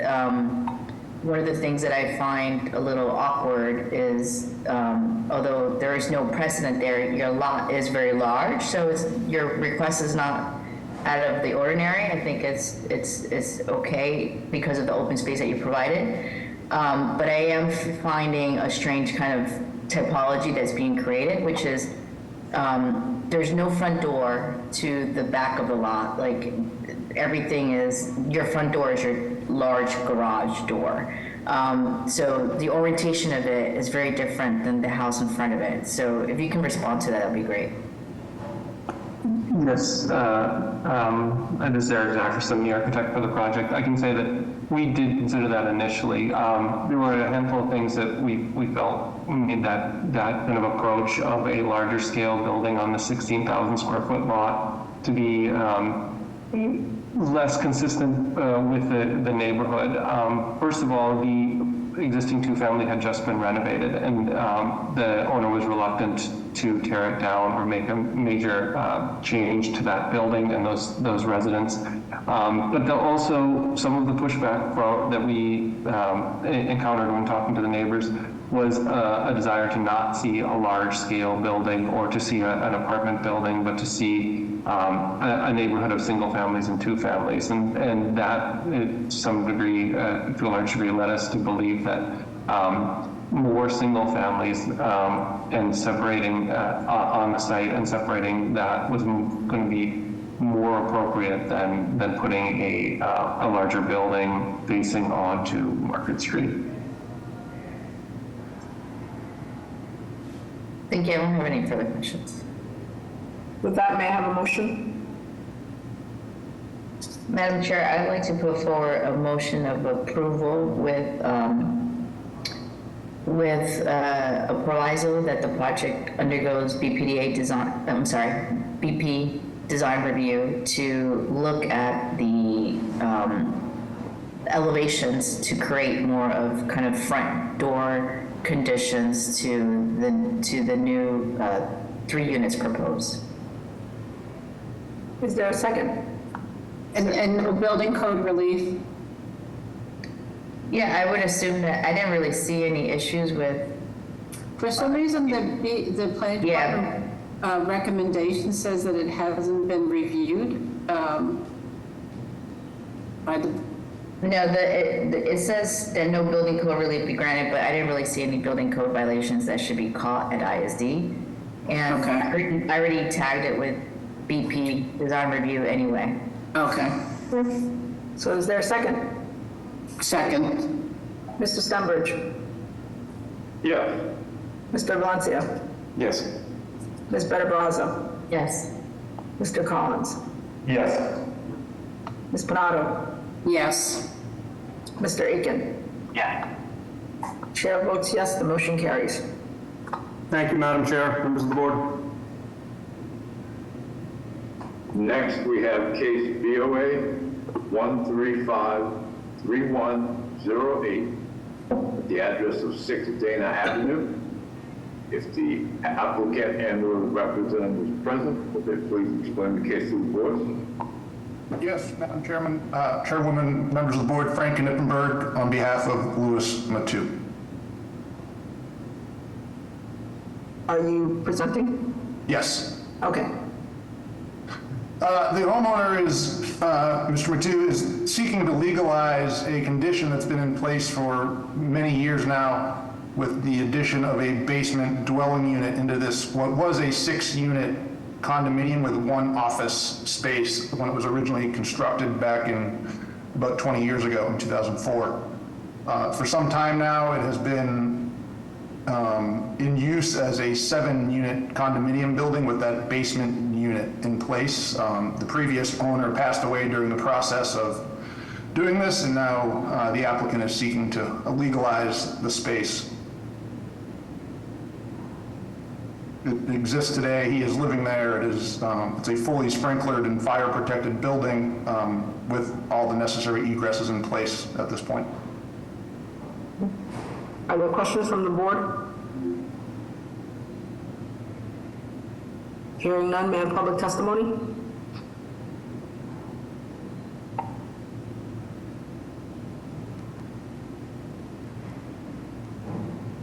Jessica, are there any?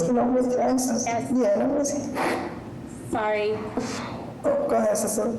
Good afternoon, Madam Chair. Cecily Graham with the Mayor's Office of Neighborhood Services. The Office of Neighborhood Services hosted an abutters meeting for the applicant on January 24th of 2024. They met with the Hyde Park Neighborhood Association on Thursday, March 7th, and again on Thursday, April 4th of 2024. Concerns were raised about parking. However, the applicant shared that they had adequate parking spaces on lot to accommodate their tenants. The association then voted to support, and we also have a letter of support.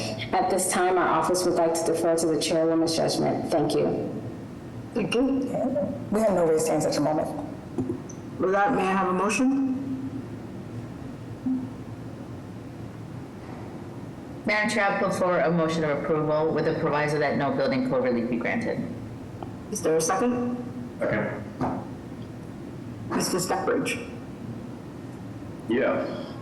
Mr. Valencia? Yes. Ms. Bettabraza? Yes. Mr. Collins? Yes. Ms. Pinato? Yes. Mr. Aiken? Yeah.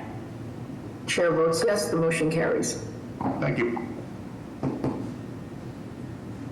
Next, we have case BOA 1587883 with the address of 40 Elmont Street. If the applicant and/or their representative are present, would they please explain?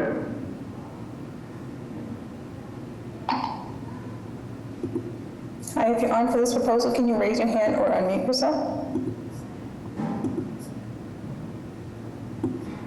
Carlos? Don't see anyone. Okay. Can we keep going and come back to this? We certainly can. The next case is BOA 1625940 with the address of 400 to 408 West Broadway. This is an Article 80 case. If the applicant and or the representative is present, would they please explain? Thank you, Mr. Stonebridge. Good afternoon, Madam Chair, members of the board. My name is George Moranci. I'm an attorney with the business address at 350 West Broadway in South Boston. Madam Chair, I won't be activating my camera. It has been causing a conflict with my microphone. I do have new equipment on order. Madam Chair, members, this is actually not a current Article 80 project. It was when it was approved a few years ago. This is a multifamily dwelling with ground floor commercial space that is well under construction. In fact, construction is almost complete. It was, as I said, originally approved a few years ago. When it was originally approved, the commercial space on the ground floor and the basement of the building was identified as simply commercial or retail space. Now that the building is nearing completion, the local restaurant operator has approached my client, Boston Pinnacle Properties, and its principal, Adam Burns, and would like to put a new restaurant in this space. Advised that the concept is a pizzeria and a natural wine bar serving sandwiches. The violation here is an off-street parking violation A variance, of course, was granted for insufficient off-street parking for the building when it was originally approved. Since this is a new use, that violation essentially gets recited by the Inspectional Services Department on this application. The restaurant use itself on West Broadway is a conditional use and requires a conditional use permit. Appropriate facilities will be maintained. This is an appropriate location for a restaurant. There are, as I think most board members are aware, many restaurants on West Broadway. It's the main commercial thoroughfare of the neighborhood. With that, Madam Chair, I'll pause and take any questions that members may have. Thank you. Are there any questions from the board?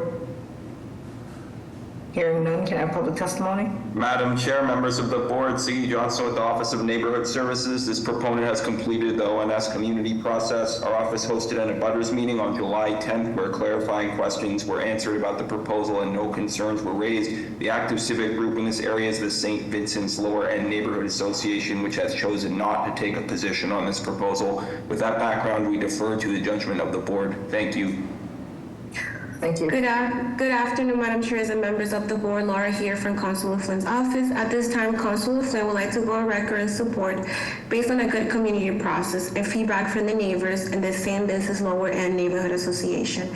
He respectfully requests to continue work closely with neighbors during the licensing process and any quality of life concerns. Thank you. Thank you. And we have no loose hands at the moment. Thank you. With that, may I have a motion?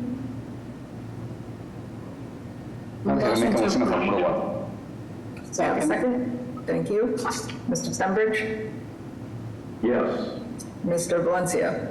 Yes. Ms. Bettabraza? Yes. Mr. Collins? Yes. Ms. Pinato? Yes. Mr. Aiken? Yeah. The chair votes yes, the motion carries. Thank you. At this time, we'll ask if there are any requests for withdrawals or deferrals from the 1 o'clock time frame. Good afternoon, members of the board. 123, 125 Broad Street. So that would be for case VOA 1602742 with the address of 123 to 125 Broad Street. Is there anything else you'd like to say about it? No, just for the record, Attorney Lorraine Scatino from Richard Linz's office requesting a deferral on this matter. We are still currently working with inspectional services on the issue, so we'd like some more time to do so. And what timing are you looking for? Probably just a few weeks, whatever your next available would be. We can do October 29th. That's fine. Okay. With that, may I have a motion? Motion to defer to October 29th. Is there a second? Second. Mr. Stenbridge? Yeah. Mr. Valencia? Yes. Ms. Bettabraza? Yes. Mr. Collins? Yes. Ms. Pinato? Yes. Mr. Aiken? Yeah. Chair votes yes, the motion carries. Thank you very much. Have a good day.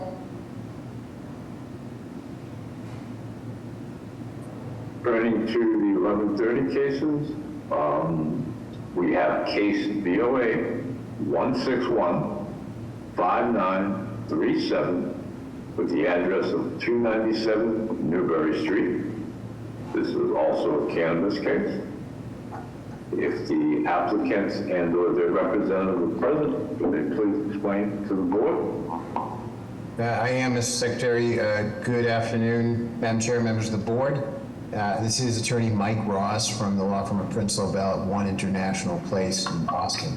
I'm here today with the co-founders of Ember Gardens, social equity applicant Joey Hoffman and co-founder Shane Hyde.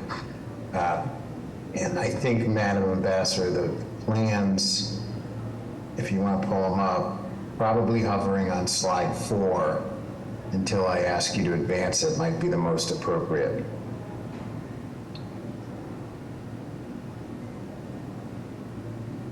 That's, yeah, maybe. There you go. The bubble is a good place just to kind of hang out for a moment. Ember Gardens is a cannabis company that has locations in Orleans, New Bedford, as well as a delivery license in East Boston. They also own a facility in Maine, and this proposed retail location on 297 Newberry Street will be a qualified social equity entity. Joey Hoffman, who owns 51% of the facility, is a lifelong resident of Brighton. When Joey was a child, during the so-called war on drugs, his father was arrested and imprisoned for a cannabis violation that fundamentally altered their family's lives. Joey is a member of the local 151 Laborers Union. The petitioner is seeking to open a dispensary on the first floor of 297 Newberry Street, which is within the buffer zone of the dispensaries located at 331 Newberry Street and 827 Boylston Street, and as such requires a variance for the buffer zone violation, as well as the conditional use permit for the proposed use. This petitioner was in front of your board on June 22nd, 2021, where it was denied. Much has changed since that time, including the fact that these dispensaries have proved to be a positive economic engine in neighborhoods. They have not caused the issues that were feared initially by opponents. But the other physical major change to the plan here is the decision to not pursue rear access to parking and delivery in order to meet concerns that were raised by abutters, particularly in the back of the building. This petitioner has also agreed to not allow third-party delivery or business-to-consumer delivery out of this facility. And finally, the difference between the 2021 proposal and this one is reducing the number of point-of-sale systems from 6 to 2. And just stay on the slide just a little bit longer. The dispensary is approximately, and you can, Madam Ambassador, just focus on the bubble a little bit closer, is approximately 1,300 square feet, commensurate with the company's boutique approach to sales. It's entirely self-contained within the first floor of the retail shop. As you can see from this plan, approximately 2/3 of the dispensary is dedicated to the public retail space, an ample entrance and waiting area along the front of the building on the left side of the plans, and then the retail floor through a secure entrance where IDs will be checked, and at the rear of the plan, the sales counter with the 2, not 6, point of sale displays. The back of house space includes an employee area, a manager's office, and a bathroom, along with a vault for storage of product. Delivery for the product will occur through the front door, again, rather than the rear. And the deliveries themselves will be coming directly from East Boston, from the company's facility, through their marijuana delivery operating license. So therefore, they will be able to create a closed-loop delivery process on its own timeline. Again, another key difference from the last time they appeared before the board. The hours of operation are from 11 a.m. to 8 p.m. It's an appointment-only basis, which was instructed by the Boston Cannabis Board, and the total number of employees will be approximately 10 to 15 full and part-time staff, with closer to 5 per each shift. Finally, the petitioner is restricted from selling single-use cannabis joints pursuant to their approval with the board, the Cannabis Board. It's almost commensurate with the no nib policy that the city has, or no single-use rather policy that the city has with sometimes with liquor licenses, you see. Next slide, please, Madam Ambassador. The Boston Planning, I don't know, how do we get that in there? If you keep going, Madam Ambassador, do you have the updated plans that were provided to the to the board, to Stephanie? Or is that all you have? Because these were the plans we had in place. What we have, I can describe it to the board, but this was the old plans, if you will. So if you might have, maybe it's after, but I think it's a different file. If you can't grab it, then what I can do is I can describe it, although they were very instructive photos. So maps and plans. So let me do my best, Madam Chair. Think visually here. So the Boston Planning Department, through the Zoning Commission, recently sought to eliminate this buffer zone issue from zoning. And they are, according to the Boston Planning Board, their May presentation, they're 20 retailers short from what state law requires in Boston. Boston Plan's conclusion said, quote, allowing the required number of retailers is not possible with current buffer zones. And so what this means for the Zoning Board of Appeal, given that the proposal to remove the buffer zone was not advanced by the Boston Planning Board, is that you will need to provide upwards of 24 more variances to allow for permutations into the half-mile buffer zone, store-to-store buffer zone. And as the licensing board also concluded, we believe 297 Newberry is an ideal candidate for this variance. I had a slide for you that showed the clusters of liquor licenses and cannabis licenses in the city of Boston, and there were three main areas. You know, the comparison of liquor licenses and cannabis stores is appropriate. The 2016 legislation was called an act to regulate this business in a manner similar to alcohol. There were clear clusters in the downtown area, in the Alston area, and in the Back Bay area. And so these are arguably the most commercial sections of the city. And so what I had for you was a map with those clusters. Within these clusters, there was an effort to remove the buffer zones to allow for more entities to be particularly social equity applicants so that they were not excluded from the prime commercial retail areas of our city, the Back Bay, the downtown, and the Alston. My next slide was going to be a slide that showed you where the Back Bay dispensaries are, and you would have seen where we're proposing our dispensary. And what you would have seen is that there were 3 proposed, but there's only 2 open. So Back Bay has, oh, perfect, you found it. Thank you, Madam Ambassador. You keep going a little bit further to the next slide. Well, it's just the next slide. Next slide. Yeah, one more. Perfect. Okay, great. Thank you. Sorry, folks. No, one up, please. Just one above. There you go. Perfect. Okay. In the Back Bay area, there are 3 approved dispensaries. However, there were only 2 retailers open almost 5 years after the first dispensaries opened in Boston. The proposed dispensary at 297 is represented by the yellow star. Next slide, please. And this is relevant because I'm trying to explain kind of what's happened here in the city very quickly, though. In Alston, there are 6 approved, 5 of which are now open or opening, 2 of which are almost directly next to each other on Harvard Ave. Next slide, please. And in downtown Boston, there are 7 approved dispensaries, 5 of which are now open. So just to recap, because I know I threw a lot of numbers at you, 5 in downtown Boston, 5 in Alston, but only 2 in the Back Bay. Next slide, please. And this just shows you the build out in the Orleans store to give you a sense of what the facility looks like, what it will look like, just the level of build out that they put into their plan. And then this next slide is the last slide. It shows you just what the proposed exterior would look like. You know, we can talk about community support later, but the board should have received over 150 letters of support. Dozens are abutters to this area, and there are some people here to speak as well. Sorry about those technical issues. I hope you were able to grasp what I was trying to show you. Thank you. I'll pause there, Madam Chair, members of the board. What hours of operations are you seeking? 11 a.m. to 8 p.m. They were designed by the Boston Cannabis Board to mitigate the concerns that were initially raised way back in 2021 when this was just being proposed. Okay, and that's 7 days a week? Correct.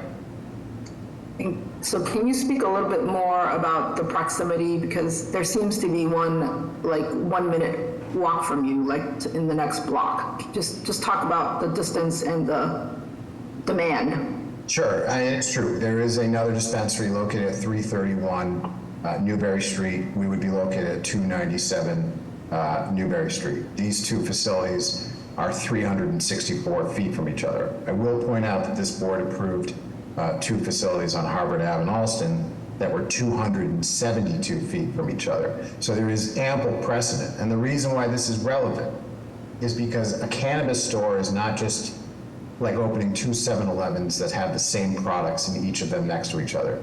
They're very unique, they're very distinct. This store that we're proposing is to have a boutique feel, to be very selective in the certain products it have. It's not going to have every single product that its competitors have. Each of these stores has its own unique flavor. So to have 1 or 2 or 3 of these very near each other is a precedent that this city has already crossed. It's something that occurs, especially in an area that's this commercial. It might be like having 2 ice cream places right across the corner from each other. Some people would go to this ice cream store, but the other people like to go to this, or a coffee, like a Dunkin' Donuts next to a Starbucks. It's very common in our city, and this is the analogy that I can make to you. Other questions from the board? Yes, Mr. Ross, are there any community benefits that your proposal is providing to the city? Well, thank you through the chair, Mr. Valencia. I mean, this is a social equity applicant. This is a Boston resident applicant. So I think that's probably the most substantial thing, to put Boston people to work. There is an effort to, there was much more put into this at the Boston Canvas Board level. We are obligated to have certain givebacks to the community that every cannabis dispensary is supposed to have its public presentation back that provides to the CCC once a year. It has to say everything it's done. Ours is extremely Boston focused. One of the things we promised actually at the meeting in the public library before we did this one is that we would participate in local neighborhood cleanups with the Neighborhood Association of Back Bay or separately on our own, and we'd be a part of making sure that the streets are clean in this particular area. It's a big issue for the people in the Back Bay. And then we've made changes to this plan that we feel reflected the concerns of our neighbors. We've also offered to work with our neighbors on any kind of shared building development issues that need to happen and the like. Okay, very quickly, you received the approval from the Cannabis Board on 2021? 2021. Is that correct? What is the reason you are just coming to the CBA now? Because we were denied initially, Mr. Valencia, and so we had to make our way back. We had to make changes to the plans. We had to go through the community process again. We had to carry a very expensive real estate and negotiate with our landlords to be able to carry that real estate for all this time. And we finally put ourselves back in the position to be here. It's interesting, those initial files that were pulled up by the ambassador, believe it or not, those old files were actually part of the delay of getting here. This is just a tenant fit out. We're not building a building, we're not doing, and so there was some confusion at ISD at one point, but we were able to fix it. But that did cause a couple delays too. That was part of the delay too. All right, thank you. Any other questions from the board? Attorney Ross, you were saying that the buffering requirements have been eliminated in the city of Boston? Yeah, it has not been eliminated from the city of Boston. What the Boston Planning Board was trying to do as the staff member for the Boston Zoning Commission was it came awfully close to presenting for the Boston Zoning Commission to take a vote on the removal and the elimination of the buffer zones. And kind of at the last minute, there was a pushback from the city council to not eliminate the buffer zones. And then at that time, the Boston Planning Board pulled back on this proposal. I don't know if it's going to come back or not, but the city has to have 20% of the number of liquor licenses it has. And currently it only has about 32 cannabis stores. And it needs to have about 52 licenses. And there's only about 32 that have been approved or that are considered existing. And so to be consistent with state law, we have to have 52. We have to have 20% of the number of liquor stores because in 2016, our voters voted in favor of this law. That's why we have to have the number we have. The buffer zones are making it impossible to hit that number. And so that's why there's been all these variances. But because of that, because we'll never get there unless we continue to give out these variances, the city proposed removing that as a requirement from the zoning code. But in the last minutes, it was scuttled. It did not happen. It did not happen. Mr. Ross, can you respond to a question about a nearby school or school dorm, Newman School, that someone put in the chat? Yeah, in full disclosure, I do represent the Newman School. And as far as I know, there are no letters of opposition from the Newman School on this application. But can you like elaborate, what is that and where is that? Yeah, And there what is a is it? proposal for a dormitory on Newberry Street by the Newman School for high school age students and supervised on the upper floors of a building near this proposal, very near 300 Newberry Street. So because of the timing of the application, first of all, that query whether or not that's considered an institution of K through 12 learning, right? There's no school, there's no classroom in there, but it is bedrooms and dormitories where people will live. That will, because of the order in which this has occurred, and this has occurred in Jamaica Plain actually, where a school came after the dispensary was approved and established site control. That is exactly the circumstance here. Okay, thank you. Are there other questions from the board? Hearing none, let's take public testimony. Yes, Madam Chair, members of the board, Connor Newman with the Mayor's Office of Neighborhood Services. This time the Mayor's Office would like to defer to the judgment of this board. Some background information on the community process. ONS had hosted a community meeting once again on July 22nd of this year, 2024. This occurred after the application was previously denied by the Zoning Board of Appeals in 2021. It was well attended. There was a number of concerns raised by residents who were present, citing concerns regarding the proximity to existing and operational cannabis dispensaries, beliefs that this is a more residential portion of Newberry Street, which they feel that this use would not be appropriate, as well as concerns from direct abutters about shared walls with the building, as well as a shared fire escape. We went on to receive 14 letters in opposition, some from direct abutters, as well as opposition from the Neighborhood Association of Back Bay and the Back Bay Association. I believe also Councilor Durkin is in opposition as well.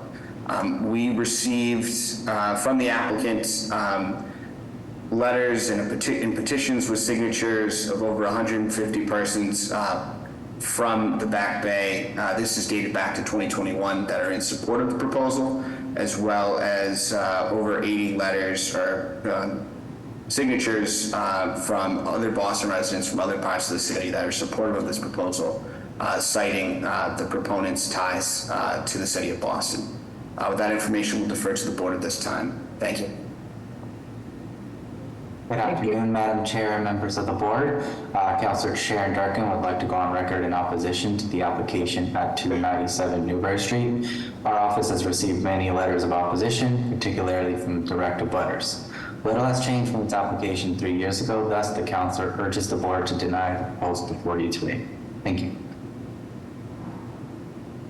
Joe? Hello, Madam Chair. Hi, Madam Chair and members of the board. Good afternoon, Joe Creason from State Representative Jay Livingstone's office.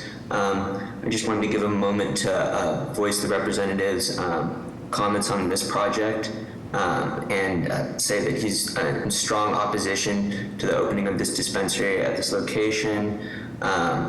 And for any members of the board who haven't been able to see or have not received the representative's letter of opposition, I'd be happy to read that now for anyone who's interested. Thank you. Okay, just another words time here. Kevin?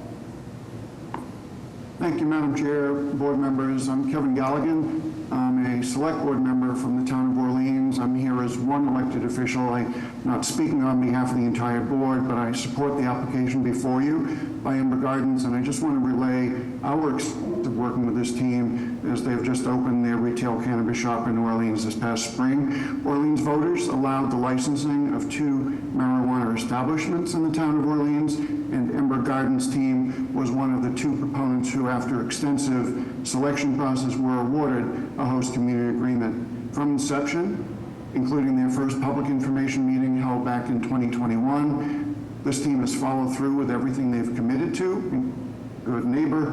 They're fully compliant with local regulations and approvals, and I'm pleased to share this positive experience with you as you consider this application. Thank you. Okay, and we'll go to, we have about 6 raised hands here. Thomas and then Don.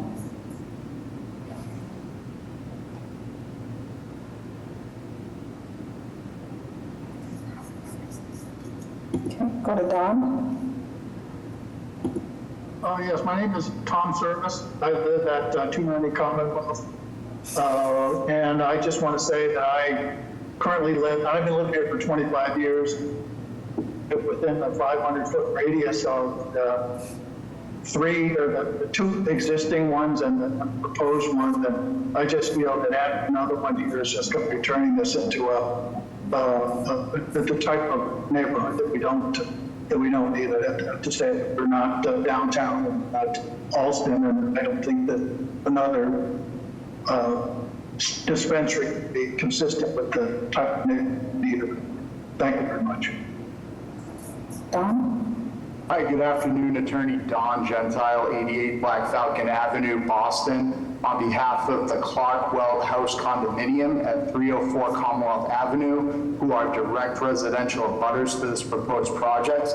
My clients oppose this proposal for the reasons stated in the letter that I submitted to the board. It's important to note to the board that there are 0 grounds for a variance here. There are no special circumstances related to the lot. It's certainly not necessary for the reasonable use of the property, and this proposal is not in harmony with the general purpose of the code. As has been discussed, it is in direct conflict with the buffer zone requirement, which, as the applicant has noted, has not been removed. My clients have significant concerns regarding security problems, loitering issues, public consumption issues, and the access, given that the front access as well as the rear is not conducive to deliveries, appropriate security measures, disposal of product. In the previous application concerning a liquor store, the applicant said that the neighborhood was yearning for this amenity. I assure you, no one is yearning for this dispensary. There are already 2, as has been noted, and my clients urge the board to deny this proposal. Thank you. We have a caller, admin 1.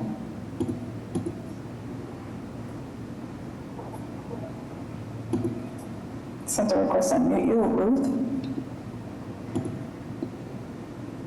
Hi, this is Ruth Tadaldi. I am a resident at 304 Commonwealth Avenue. My husband is a veterinarian.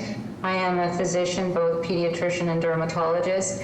Our neighborhood is definitely riddled with young people who are cannabis users, and that has nothing to do with the fact that I realize it is legal, but I realize that also our neighborhood has really initiated with people who have yearned to be in a residential part of downtown Boston and not to have constant reminder that our children, our grandchildren, and our pets, if my husband were here, he would tell you that the possibility of pet consumption of THC is quite dangerous, is a threat to all of us that live in this neighborhood. I thank you for your time. I would ask if you could please read Jay Livingstone's letter out loud. I think that it is quite eloquent and quite representative of the way the residents of this neighborhood feel. Thank you. John? I would be happy to read the letter at this time if this is a good time to the board. If you want to get through it's long, so please get to the main points. Yes, please. I write, okay. Dear Madam Chair and members of the Zoning Board of Appeal, I write to you today regarding the second attempt by a previously denied applicant, Amber Gardens, at 297 Newberry Street, Boston, Massachusetts. I'm the state representative for the 8th Suffolk District, which includes this address and the surrounding area. I also live a short distance away in Back Bay on Commonwealth Avenue with my family. I'm writing in strong opposition to this appeal. First, this applicant has been previously and correctly denied for a cannabis dispensary at 297 Newberry Street, as it violates the half-mile buffer zone regulation. There have been no changes in the environment or this proposal since its early request for an appeal except another dispensary has opened on Newbury Street since that rejection. Specifically, Amber Gardens proposes to locate within a block of one dispensary and a couple of other blocks within another dispensary that are currently operating, and a few blocks from where a third has also been approved, although it has not been opened yet. Notably, I do not oppose any of these other three applications and instead provided support to them, as they involve more suitable locations and more suitable applicants. Amber Gardens' application in the Back Bay proposes to create the exact density of dispensaries in a neighborhood, Back Bay in question, that the City Council hoped to avoid by enacting the buffer zone. Second, 297 Newbury Street is a poor location for a dispensary as it shares a party wall with a fully residential 295 Newbury Street building. It is also surrounded by numerous fully residential and mixed-use, though predominantly residential, buildings on both sides of that block of Newbury Street. There are dozens more fully residential buildings on Commonwealth Avenue directly behind it, with several more flanking the subject property's sides on Gloucester and Hereford Streets. Gloucester and Hereford block on Newbury Street is the most residential block on Newbury. The site also demonstrates building limitations due to shared fire escapes, external stairways, and connecting balconies with its direct abutter, which is a fully residential apartment building as well. Finally, I have concerns with these applicants are operating any type of business, never mind a cannabis dispensary, in my district and my neighborhood. The owners have done their best in 2020 through 2021, and more recently, to not provide an opportunity for all parties involved to voice their concerns. They've attempted to skirt the public process and notice requirements as much as possible. Those wishing to open a business, especially should prioritize community concerns. Unfortunately, this has not been the case with Amber Gardens. Moreover, while Amber Gardens is technically an equity applicant based on comments made in public hearings, it is unclear that the individual who owns 51% of the company will act as the owner or benefit from the dispensary as an owner would if it is allowed to open. For all these reasons, I strongly urge the Zoning Board of Appeals to reject Amber Gardens' appeal. Again, I appreciate your consideration for this crucial matter, and am available to address any further questions or concerns you may have. Best regards, Jay Livingstone. Thank you. Thank you. Just one more raised hand. Keep going. Okay. Mark O'Brien, Mark? I'm going to ask folks to start putting their comments in the chat because I'm guessing we're not going to go through everyone. Good afternoon, everybody. My name is Brian Keith. 331 Newbury Street, one of the co-owners of Rooted In. The other dispensary that's open on Newbury Street. About a year ago, the Boston Cannabis Board requested a formal study, and that study revealed that 36 dispensaries was the saturation point in the city of Boston, although statutorily the number is about 52. We are nearing that saturation point, and the Back Bay currently has 3 dispensaries that are open and that are approved, a 4th if you include Copley Connection further down on Boylston Street. There already is a cluster of dispensaries in the Back Bay. Adding a 5th would just really harm small businesses like ours, truly equity businesses that don't have the funds to compete at the level that MSOs and companies like Amber Gardens can. And, comparing the cannabis industry to the liquor industry, it's not an apples to apples comparison. The liquor industry is completely a mature industry, while we are still trying to build capacity in order to compete with larger entities. I urge the board to deny this proposal. Thank you. Thank you.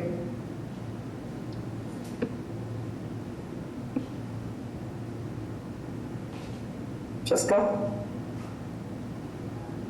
Sorry, I was unmuted. Dawn? Yes, my name is Dwan Packnett. I'm Vice President of Government Relations and Community Investment at Sierra Naturals Air. And we're located at 829 Boylston Street. So I just wanted to say, I'm working with Attorney Ross, who I like, respect, and enjoy working with. It's good to see him here, understates how much has dramatically changed since they were awarded their license. And that a lot of the points I wanted to make about density, and I want to just really reiterate with this group of how many cannabis dispensaries are likely to be in this area. There's Ember Gardens at 297 Newberry Street. There is the Copley Connection. These are inactive licenses that have not yet opened. Copley Connection at 551 Boylston Street. Cypress Tree is an inactive license at 1112 Boylston Street. And Rooted In, and Air Wellness. So that would be 5, we have the potential of 5 cannabis companies being located in this area. The fact is that Sierra Naturals is approximately 637 feet from this applicant, from Ember Gardens.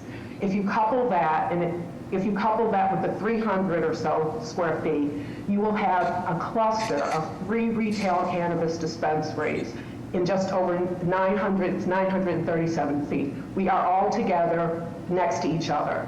And this is not what was designed. And just looking at what Brian just mentioned, not necessarily good for business in this burgeoning industry, and certainly not something that the community has wanted. Second, I would say that the Please try to wrap up and be clear if you're for or against. Yeah, we are in opposition, and we fully support the Back Bay Association and NABS. We're a member of both of them. But I think the most important point about this is that we have not been back before the BCB. This application was approved a couple years ago. Buffer zones, we have 2 stores that are open. We have not had the opportunity for the BCB to weigh in on where the buffer zone should exist and the location of this census denial. And so what we would recommend is that this matter simply should not be before you today, with at the very least revisiting this application with the BCB to discuss the siting of this Thank store. you. Patricia? I would encourage folks to put your comments in the chat. We're going to wrap up public comments soon. Mark? Sent a request to unmute you.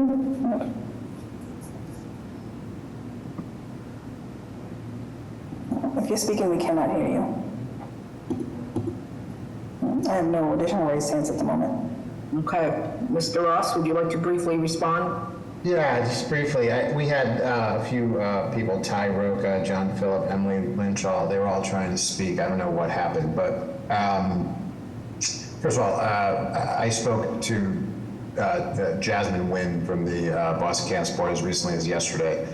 She's well aware that we're coming in front of you today. I provided communication that we were going to be here. So no one's asking us to come back to the Boston Cannabis Board.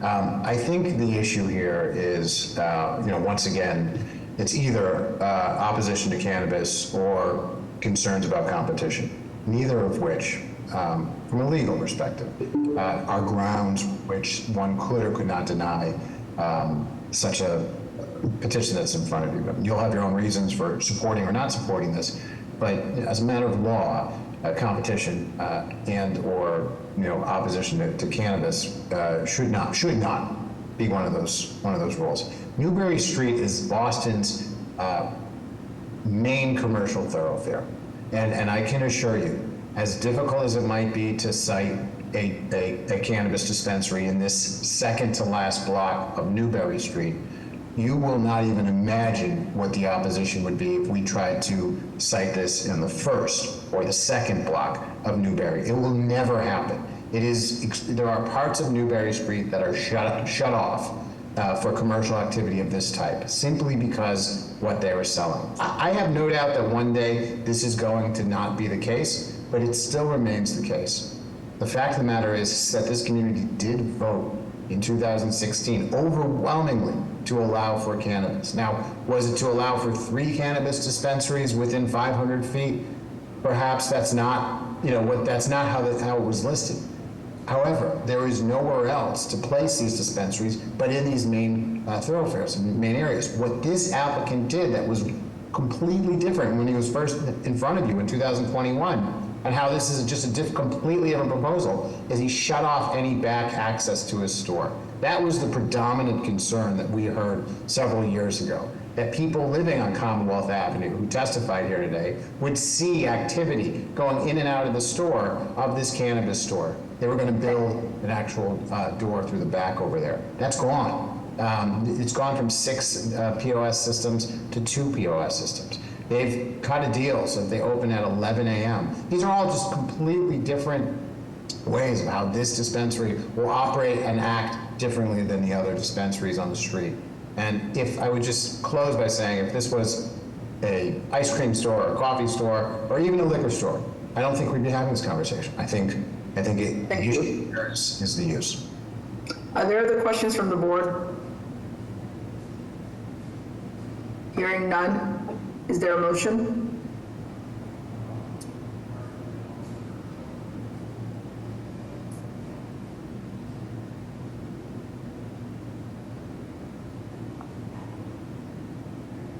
Are there questions from the board? I'll make a motion to approve. I'll second it. Mr. Stenbridge? Yes. Mr. Valencia? Yes. Ms. Better Baraza? Yes. Mr. Collins? Yes. Ms. Panado? Yes. Mr. Aiken? I appreciate all the arguments that have been put into this, but I don't find that they're sufficient to deny these approvals. So I'm also a yes. The chair votes yes, the motion carries. Thank you very much.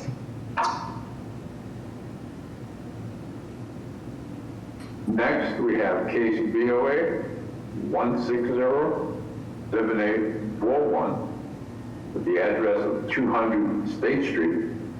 If the applicant and or their representative are present, will they please explain the case to the board?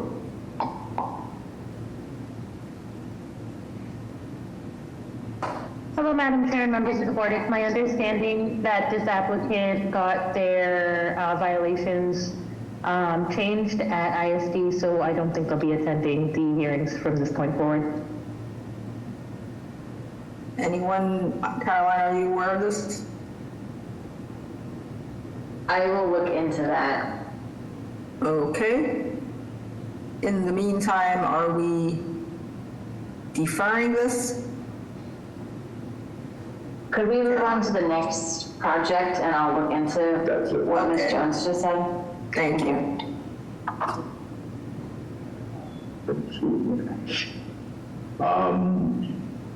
Next, we have case BOA 1304433 with the address of 10 Tompkins Square. If the applicant and or their representatives are present, would they please explain to the board? Yes, thank you, Mr. Stenbridge. Good afternoon, Madam Chair. An attorney with a business address at 350 West Broadway in South Boston. I represent Sing-Ming Chan, who for the past 23 years has owned this building at 10 Thompson Square and has also owned and operated the liquor store that is currently there. This hearing has been deferred several times to allow for an ongoing dialogue with the community, principally with the Charlestown Neighborhood Council and the Charlestown Preservation Society, by way of a very abbreviated history. This project actually commenced in March of 2022 as an Article 80 small project. Since that time, the building plans have progressed through many different iterations. For the present proposal, which is to erect a new 3-story building to Mr. Morency, we can't hear you if you're speaking.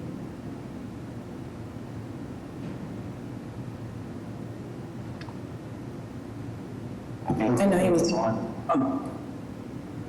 I'm working on a sensitive architectural design for the building. Mr. Morency, we have not heard you for the last 30 seconds or so you may want to start over. I'm sorry, can you hear me now? Right now we can. I apologize. I continue to have some technical issues. So I'll increase the speed of my presentation. So the building program would be 3 stories in height with the retail unit, current liquor store on the ground floor with 8 residential units above apartment units. There's a basement of approximately 700 square feet providing space for storage, trash, recycling, and building utilities. Floors 2 and 3 would contain 2 2-bedroom units and 2 1-bedroom units. With respect to the zoning, relief is needed for insufficient usable open space. My client did not wish to pursue roof decks here in light of the risk of creating any sort of nuisance for area residents. The planning department's recommendation of approval encourages exploring decks or balconies to provide unit open space. We would certainly be happy to engage on that issue in design review if this is approved. The maximum FAR here is 2, while an FAR 3 is proposed, which we believe is highly reasonable in the neighborhood, where higher FARs are common, and this opinion is shared in planning by the planning department in its recommendation. The maximum building height under zoning is 35 feet, whereas 39 feet 3 inches is proposed. This owes to the greater floor to ceiling height necessary for the ground floor commercial use. Additionally, this building would be at the same height or lower to the building that is abutting it, the 2 buildings abutting it on both Warren Street and Main Street. Relief is required for a rear yard setback violation, but this is already a connected building in the rear, and the new building would replicate that condition. The connection exists at the rear of the proposed building and the sides of the buildings to the rear, as this is a corner lot on 2 different streets. The connection and lack of a rear setback thus provides for building wall continuity on both the Warren Street and Main Street side of the site, which is an urban design priority, again, I think also noted in the planning recommendation. There's a cited violation for insufficient off-street parking. For insufficient off-street loading. I believe this is a violation left over from another version of the plans. It's no longer applicable because this building is no longer 15,000 or more square feet. And there is a violation for insufficient off-street parking, as none can be provided in here. This building was developed at the same time as one of the residential condominium buildings to which it is attached. And my client does own easements for 3 parking spaces in the garage of the residential condominium next door. This doesn't satisfy code requirements, of course, but I point out that the site is well situated in terms of proximity to the college, community college stop on the Orange Line and a bus stop for Route 92, which is located directly across the street. With that, Madam Chair, I'll pause and take any questions that board members may have. Thank you, appreciate it. Are there questions from the board?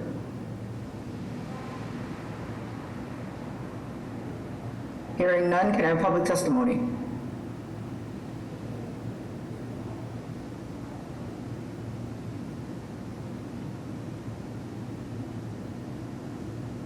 Okay, Sebastian, go ahead. Good morning, good afternoon, Madam Chair, members of the board. Sebastian Parra for South Politis Hopkins. Based on community opposition, the council would like to vote on position of this public. Thank you. All right, and we have no additional raised hands. Okay. With that, may I have a motion? Sorry about that. Madam Chair, members of the board, Sean Breen with the Mayor's Office of Neighborhood Services. Sorry for jumping on late. The Butters meeting was held, I believe, back in 2022. It was well attended. Since that time, this office has received 8 letters in opposition, including one from the Charlestown Neighborhood Council. With that, we would defer our judgment to the board. Okay. Madam Chair, this is George Morency. If I may, just for context, I think some of the opposition stemmed from when this began as a 5-story and then a 4-story proposal. Recent meetings with the Charlestown Neighborhood Council have gone well. They were on record as being, I don't want to put any words into their mouths, but they were generally satisfied with our efforts to design a 3-story building, but they want to continue input from the planning department. And we also met extensively with the Charlestown Preservation Society, who I also know sent a letter of support into the board. Thank you. Any other questions from the board? May I have a motion? Madam Chair, I'd like to put forward a motion for approval with Boston Planning Department review. Is there a second? Second. Mr. Stenbridge, Yes. Mr. Valencia, Yes. Ms. Better Brazza, Yes. Mr. Collins. Mr. Sorry, Collins? yes. Ms. Panado?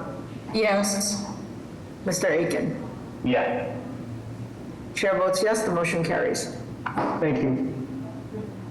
Are we circling back to 40 Elmont as well? Did they ever make it here?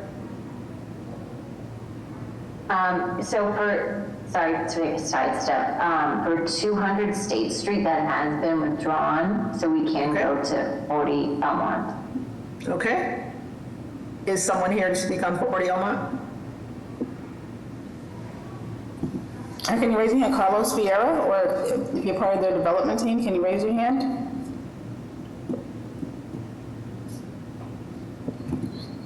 Okay, I don't see any raised hands. Okay, with that, can I have a motion? We're either de-whopping or deferring. I'll make a motion to deny without prejudice. Is there a second? Second. Mr. Stenbridge, Yes.